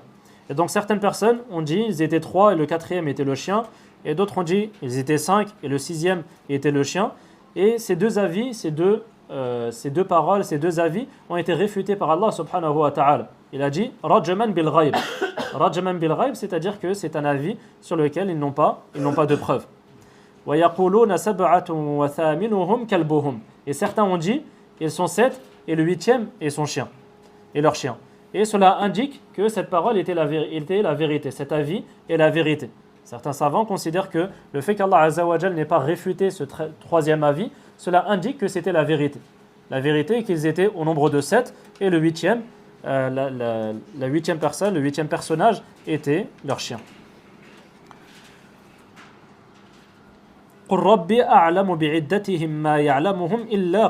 C'est-à-dire qu'Allah Azza wa Jalla a ordonné de clore le débat. C'est-à-dire que les polythéistes de la Mecque, ils débattaient avec le prophète alayhi salatu wassalam pour savoir au nombre de combien étaient ces jeunes personnes qui se sont abritées dans cette caverne. Et donc Allah Azza wa Jalla a ordonné au prophète alayhi salatu wassalam de clore le débat et de dire Rabbi a'lamu bi'iddatihim ma ya'lamuhum illa qalil. Mon Seigneur, c'est mieux que quiconque leur nombre dont bien peu sont informés. C'est-à-dire qu'il y a très peu de personnes qui connaissent réellement le nombre de ces jeunes personnes. Au nombre de combien étaient ces jeunes personnes. فَلَا تُمَارِ فِيهِمْ إِلَّا مِرَاءً ظَاهِرًا. C'est-à-dire, ne débat pas avec eux, ne serait-ce que, ou ne cherche pas à débattre avec eux, et contente-toi de débattre de manière générale et de ne pas trop rentrer dans les détails, et de clore le débat de manière assez rapide. وَلَا تَسْتَفْتِ فِيهِمْ مِنْهُمْ أَحَدًا. وَلَا تَسْتَفْتِ Al-istifta, c'est le fait de demander une réponse à une question. C'est le fait de poser une question à quelqu'un. Al-istifta, c'est par exemple demander une question, poser une question à un savant. On dit istaftaitu à Cheikh Al-Fawzan par exemple, c'est-à-dire que j'ai posé une question religieuse au Cheikh Al-Fawzan. Et donc c'est ce sens qui est voulu ici. Wala tastafti fihim minhum ahada, c'est-à-dire n'interroge personne à leur sujet. Ne demande à personne concernant ce sujet. Ensuite, Allah subhanahu wa ta'ala nous dit au verset numéro 23, c'est l'avant-dernier verset. وَلَا تَقُولَنَّ لِشَيْءٍ إِنِّي فَاعِلٌ ذَلِكَ غَدًا. Et ne dis jamais, je ferai telle chose demain. Et donc on a dit précédemment que cette sourate elle a été révélée notamment parce que le prophète alayhi salatu wassalam n'a pas dit Inch'Allah. Il a promis aux polythéistes de la Mecque de leur donner une réponse. Et donc Allah Azza wa Jal a voulu éduquer le prophète alayhi salatu wassalam et lui enseigner l'importance de dire Inch'Allah, même si c'est quelque chose qui fait partie de la religion. Même si c'est quelque chose qui fait partie de la religion, tu ne dois pas dire je vais faire telle ou telle chose plus tard sans dire Inch'Allah. Et ici, ce qui est voulu par Radan, ce n'est pas forcément demain, le lendemain. Radan, ça veut dire plus tard. Le mot Radan, il peut être utilisé en langue arabe pour dire plus tard dans le futur. Et c'est ce qui est voulu ici. Et donc Allah Azza wa Jal, il interdit au prophète alayhi salatu wassalam de dire d'une chose, de dire qu'il va faire telle ou telle chose sans dire Inch'Allah. Et donc c'est ce qu'il dit au verset numéro 24, Illa ayyasha Allah. Illa ayyasha Allah, certains savants disent qu'il y a un verbe qui est sous-entendu, c'est Illa an taqula insha'Allah. Sauf si tu dis Inch'Allah. C'est-à-dire ne dis pas je vais faire telle ou telle chose plus tard sans dire Inch'Allah. Illa an taqula insha'Allah. Wadhkur rabbaka idha nasit. Mentionne ton Seigneur s'il t'arrive d'oublier. Ce qui est voulu par cela, comme ceci est cité par les savants, c'est le fait que même si tu as oublié de dire Inch'Allah, lorsque tu t'en rappelles, dis-le. Même si c'est des années plus tard, même si c'est des mois plus tard, des heures ou des jours plus tard, tu te dois de dire Inch'Allah afin de ne pas commettre un péché. Afin de ne pas commettre un péché. Donc même si tu dis cela plus tard, tu dois le dire. Lorsque tu t'en rappelles, par exemple, tu dis je vais faire tel ou tel cours, je vais participer à tel ou tel cours. Et tu n'as pas dit Inch'Allah. Et lorsque tu as participé au cours, tu t'es rappelé que tu n'as pas dit Inch'Allah. Allah Azza wa Jal, dans ce verset, il ordonne de dire Inch'Allah, même si c'est après une longue durée. Lorsque tu t'en rappelles, lorsque tu te souviens de cela, lorsque tu te rappelles de cela, tu te dois de dire Inch'Allah, même si c'est des années plus tard, même si c'est des mois ou des jours plus tard. Et dit وَقُلْ عَسَى, et dit j'espère que mon Seigneur me guidera vers le chemin le plus droit. Ar-Rashad, on a dit que c'est al-ihtida wa ad-daymumatu alayhi. C'est le fait d'être constamment guidé vers le droit chemin. Ensuite Allah Azza wa Jal dit, on a presque fini Inch'Allah ta'ala. Allah Azza wa Jal dit au verset numéro 25 وَلَبِثُوا فِي كَهْفِهِمْ 300 سِنِينَ وَازْدَادُوا تِسْعًا. Ils demeurèrent dans leur caverne 300 ans auxquels ils ajoutent 9 années. Certains savants considèrent que Allah Azza wa Jal, ici c'est une information provenant d'Allah subhanahu wa ta'ala. Il nous informe que ces jeunes personnes ont demeuré dans cette caverne pendant 300 ans et ils ont ajouté 9 années. Et certains savants considèrent que ceci n'est pas une information d'Allah subhanahu wa ta'ala, mais cela fait partie de la divergence que les polythéistes avaient au sujet des gens de la caverne. Et l'avis qui a été choisi par de nombreux savants tels que Ibn Kathir et d'autres savants, c'est que c'est une information venant d'Allah subhanahu wa ta'ala. Allah Azza wa Jal nous informe de lui-même que ces jeunes personnes sont restées dans cette caverne pendant 300 ans et ils ont ajouté à cela 9 années. Lorsqu'Allah Azza wa Jal dit qu'ils sont restés 300 ans et qu'ils ont rajouté 9 années, ce qui est voulu par cela, c'est qu'ils sont restés 300 ans selon le calendrier solaire et 309 années selon le calendrier lunaire. Le calendrier solaire, c'est le calendrier sur lequel on va se baser sur le soleil. C'est le calendrier sur lequel on va se baser sur le soleil pour déterminer la fin des mois, les années, etc. Donc le calendrier solaire, selon le calendrier solaire, ces jeunes personnes sont restées pendant 300 ans. Et selon le calendrier lunaire, c'est le calendrier des musulmans, donc c'est le calendrier qui se base sur l'observation de la lune. Lorsque l'on observe la nouvelle lune, cela indique que le mois, un nouveau mois a débuté. Et bien selon le calendrier lunaire, ces jeunes personnes sont restées dans cette grotte, dans cette caverne, pendant 309 ans. Ceci est l'avis de la grande majorité des savants. C'est ce qui est voulu par ce verset. Lorsqu'Allah Azza wa Jal nous dit qu'ils sont restés 300 ans et qu'ils ont ajouté à cela 9 années, ce qui est voulu par cela, c'est pour citer les deux calendriers. 300 ans selon le calendrier solaire et 309 ans selon le calendrier lunaire. Pourquoi ? Parce que tous les 100 ans, tous les 100 années solaires, à cela, il y a 3 années lunaires. Donc tous les 100 ans, il y a 3 années lunaires. Et donc pour 300 ans, tu vas rajouter 9 années pour compter selon le calendrier lunaire. Non. Ensuite, Allah Azza wa Jal dit, donc c'est le dernier verset que l'on va détailler ici. Ensuite, on va citer quelques enseignements bénéfiques. Qulillahu a'lamu bima labithu. Dit, Allah connaît mieux que quiconque la durée de leur séjour. Lahu ghaibus samawati wal ard. Lui seul connaît les mystères ou l'invisible, la science de l'invisible et les mystères des cieux et de la terre. Absir bihi wa asmi'. Comme il voit et entend parfaitement. ما لهم من دونه من ولي ولا يشرك في حكمه أحدا. Les hommes n'ont d'autre maître qu'Allah qui ne saurait associer qui que ce soit à ses décrets. Ici, Allah Azza wa Jal, il ordonne au prophète alayhi salatu wassalam de dire Allah sait mieux combien de temps ils ont demeuré, afin de clore le débat. Allah Azza wa Jal ordonne au prophète sallallahu alayhi wa sallam d'éviter cette divergence, d'éviter la divergence et d'éviter de débattre avec ces personnes-là à ce sujet. Et de dire à ces personnes-là qu'Allah subhanahu wa ta'ala est le seul à connaître al-ghaib, est le seul à connaître la science de l'invisible, tout ce qui est invisible dans le royaume des cieux et de la terre. Absir bihi wa asmi', c'est-à-dire qu'Allah Azza wa Jal a une vue qui est parfaite, il voit parfaitement et entend parfaitement toutes choses. Allah subhanahu wa ta'ala, il voit toutes choses de manière parfaite et également il entend parfaitement toutes choses. Il entend tout ce que l'on est en train de dire. Il entend toutes les discussions, même dans des langues différentes, à des moments différents. Allah subhanahu wa ta'ala a une ouïe, il entend parfaitement, il entend toutes choses parfaitement. Absir bihi wa asmi'. Af'il bihi, donc c'est siratu at-ta'ajjub. Et donc dans ce verset, Allah Azza wa Jal ordonne à son prophète sallallahu alayhi wa sallam de clore le débat et de ne pas chercher à débattre avec les polythéistes de la Mecque à ce sujet. Et de leur dire qu'Allah subhanahu wa ta'ala est le seul à connaître l'invisible, est le seul à connaître toutes choses dans les cieux et dans la terre. Tayyib. On va passer aux enseignements bénéfiques. Je vais essayer de les citer assez rapidement afin que le cours ne soit pas trop long. Bi'idhnillahi ta'ala. Parmi les enseignements bénéfiques que les savants ont tirés de ces versets, premièrement, il y a l'importance de fuir le mal pour en être préservé. L'importance de fuir le mal lorsque l'on est éprouvé par le mal et que l'on ne peut pas faire face au mal. Ce qui est demandé aux musulmans, c'est de se préserver.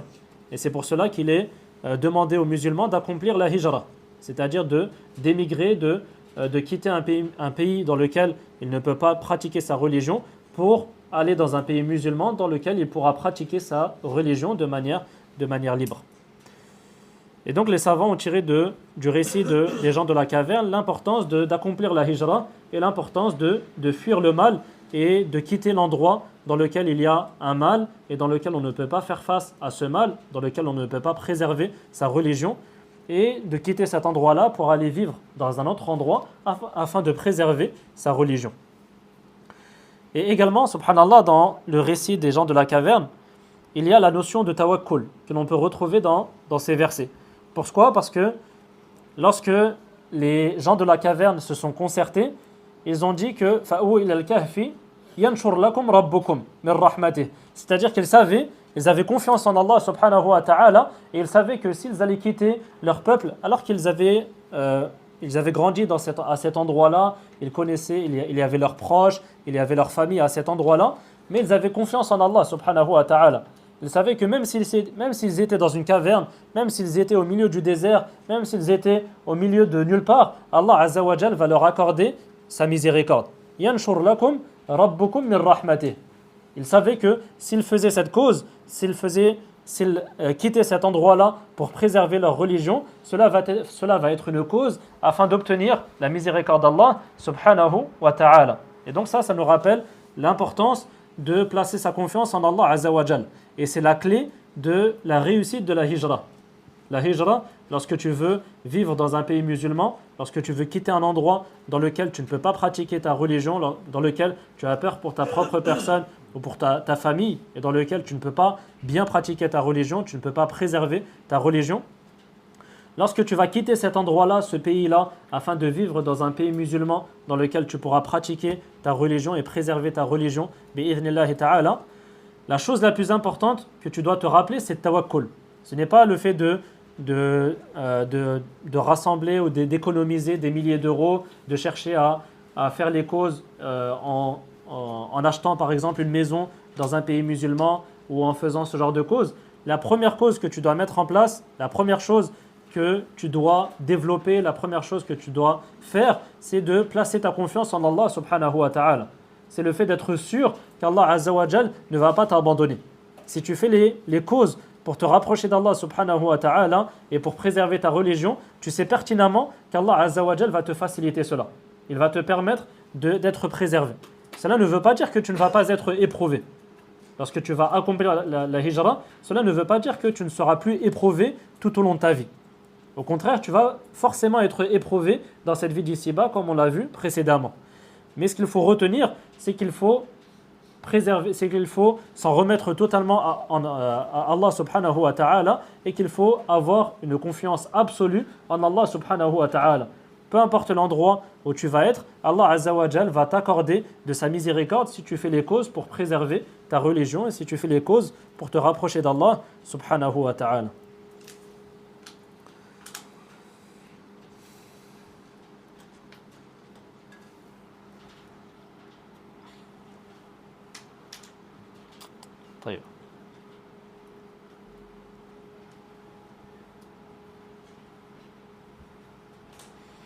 Également dans ces versets, les savants ont tiré de ces versets l'importance de ne pas consulter n'importe qui pour poser des questions.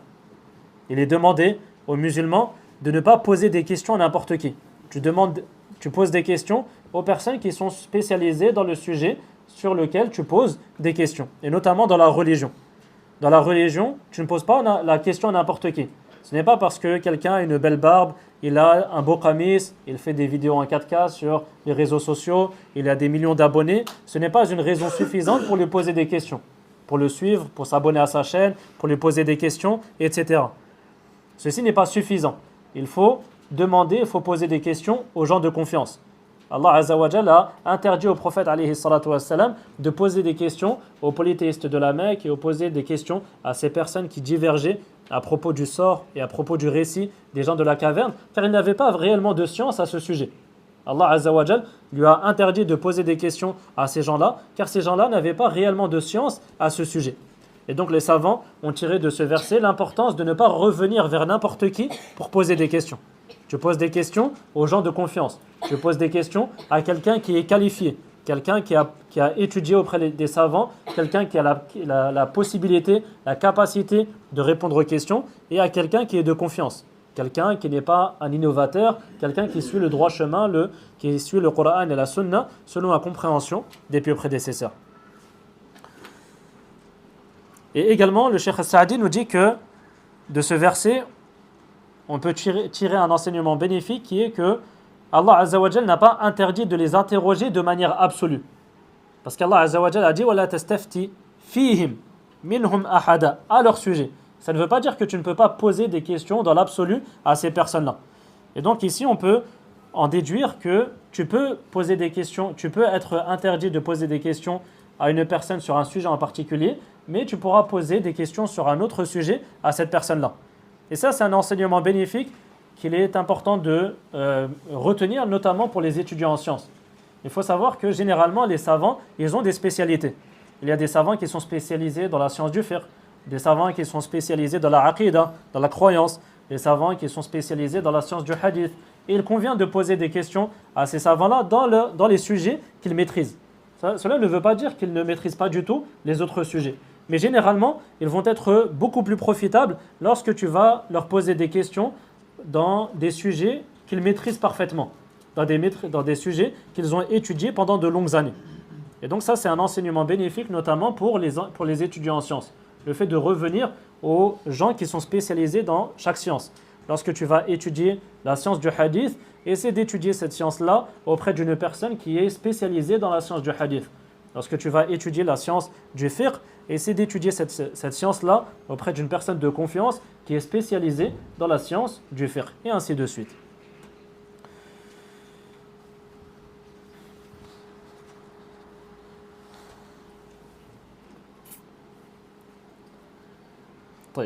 Le dernier enseignement bénéfique que je vais citer ici, je voulais en citer plusieurs autres, mais afin de faciliter le cours et de ne pas trop tarder, on va citer un dernier enseignement bénéfique. Le dernier enseignement bénéfique, c'est que la bonne fin appartient aux gens pieux. La bonne fin appartient aux gens pieux. Pourquoi on dit cela? C'est que les savants ont cité que tout a changé après la mort de ces jeunes croyants. À leur époque, lorsqu'ils ont cru en Allah Azza wa Jal, lorsqu'ils ont quitté leur peuple était polythéiste. Ils adoraient des divinités en dehors d'Allah subhanahu wa ta'ala. Ensuite, les générations se sont succédées, il y a des nouvelles générations qui sont apparues, et les gens ont commencé à comprendre l'importance du tawhid et se sont mis à adorer Allah seul. Les choses ont totalement changé. Et après leur mort, ils ont même décidé de construire une mosquée à cet endroit-là. Avant, ils étaient persécutés et maintenant, ils sont respectés. Avant, les gens voulaient les tuer, ils voulaient les faire convertir de force au polythéisme et au fait d'adorer des divinités en dehors d'Allah subhanahu wa ta'ala. Et quelques années plus tard, tout a changé et les gens se sont mis à les respecter. À tel point qu'ils ont même décidé de construire une mosquée à cet endroit-là. Et donc il y a un rappel en cela pour le prédicateur en particulier. Il se peut que les fruits de ta da'wa n'apparaissent qu'après ta mort. Il se peut que tu ne vois pas de tes propres yeux les fruits de ta da'wa. Tu vas appeler les gens à la prière, au tawhid pendant de longues années et il est fort probable que la plupart des gens ne vont pas accepter ton message. Mais subhanallah, les choses peuvent changer au fil du temps. Après ta mort, il se peut que les choses changent et que les gens se mettent à accepter le message que tu leur as transmis, le message de l'islam, et que les gens se mettent à te respecter, à te citer en bien, etc. Et c'est le cas par exemple de l'imam Ibn Taymiyyah, rahimahullah ta'ala. Comme vous le savez, et en plus cette mosquée le nom qui a été choisi pour cette mosquée, c'est la mosquée Ibn Taymiyyah, la mosquée de l'imam Ibn Taymiyyah. L'imam Ibn Taymiyyah, rahimahullah ta'ala, il est mort en prison. Pourquoi il a été emprisonné? Parce qu'il appelait à la vérité. Il était dans une époque où il y avait énormément d'innovations et il y avait même des actes de shirk qui étaient répandus dans la communauté musulmane. Et donc le cheikh l'Islam Taymiyyah, rahimahullah ta'ala, il a passé toute sa vie à appeler les gens au tawhid, à appeler les gens à la sunna et à appeler les gens à la vérité. Mais son message n'a pas été accepté dès les débuts. Et même il est mort emprisonné. Et ce n'est que des années plus tard, beaucoup plus tard, que, subhanallah, on peut retrouver ces livres. Les gens se sont mis à mémoriser ces livres, ils se sont mis à profiter de ces livres, alors qu'auparavant, il était persécuté et il y a même des gens qui brûlaient les livres d'Ibn Taymiyyah. Ce n'est que des années plus tard que les livres d'Ibn Taymiyyah se sont répandus dans le monde entier. Et subhanallah, à notre époque, on peut voir des enfants apprendre l'aqidah al-wasitiyya, apprendre les livres d'Ibn Taymiyyah, étudier les livres d'Ibn Taymiyyah, etc. Et lui, il n'a pas vu les fruits de sa da'wa de son vivant. Il est mort emprisonné. Il n'a pas vu les fruits de sa da'wa de son vivant. Ce n'est qu'après sa mort que sa da'wa, que son message s'est répandu dans le monde entier et que les gens se sont mis à le respecter et à profiter de sa science. On va se contenter de ça pour aujourd'hui, bi'idhnillahi ta'ala. Avant de finir, est-ce qu'il y a des questions par rapport à ce qui a été cité? Est-ce qu'il y a une chose qui n'a pas été comprise? Est-ce qu'il y a un mot qui n'a pas été compris ou un sujet qui n'a pas été compris? Une question par rapport au cours? C'est clair? Wadih? J'ai pas entendu. Faman yasha. Qui peut lui dire? Qui peut lui dire? Non. فمن يشاء وفقه بفضله ومن يشاء أضله بعدله. Ça, c'est une faïda qu'on a citée également auparavant. Je crois que j'ai cité hier. Non, je crois que c'était en région parisienne. Non, c'était pas ici. Non, c'était pas ici. Ouais. Lorsque tu participes à une exercice de science, s'il y a une faïda que tu n'as pas pu noter, note juste les mots-clés. Note simplement les mots-clés. Et là, après le cours, tu pourras faire une recherche très rapide sur Internet et tu vas retrouver cette faïda. Parfois, par exemple, lors d'un cours d'un savant, il va citer une parole d'Ibn al-Qayyim ou d'Ibn Taymiyyah, une belle parole que tu as envie de noter. Mais la parole est un peu longue et tu n'as pas eu le temps de la noter. Note simplement les mots-clés. Simplement le début ou les mots-clés. Et après, tu vas faire des recherches sur Internet et tu vas très facilement la retrouver. Et également, il est important de réviser les cours avec les frères. Après le cours, tu vas t'asseoir avec un frère et vous allez réviser ce qui a été cité dans le cours. Et cela va te permettre également de noter les enseignements bénéfiques que tu n'as pas pu noter durant le cours. Je ne connais pas les versets avec leurs chiffres, les versets 21, etc.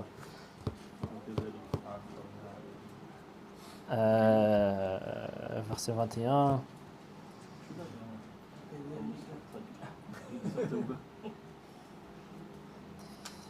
Euh, 21.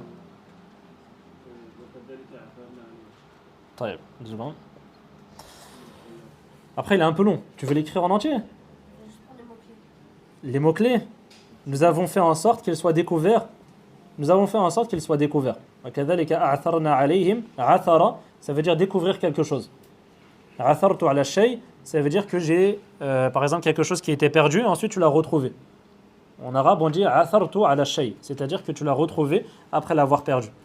وَكَذَلِكَ أَعْثَرْنَا عَلَيْهِمْ, c'est-à-dire qu'Allah Azza wa Jal a fait en sorte que ces jeunes personnes soient découvertes. Non. C'est un peu technique après le cours, sinon, non? Pour pas trop perdre l'attention des gens. C'est bon, c'est clair? واضح? طيب, on se retrouve demain, Inch'Allah ta'ala, après l'Asr. Wallahu a'lam.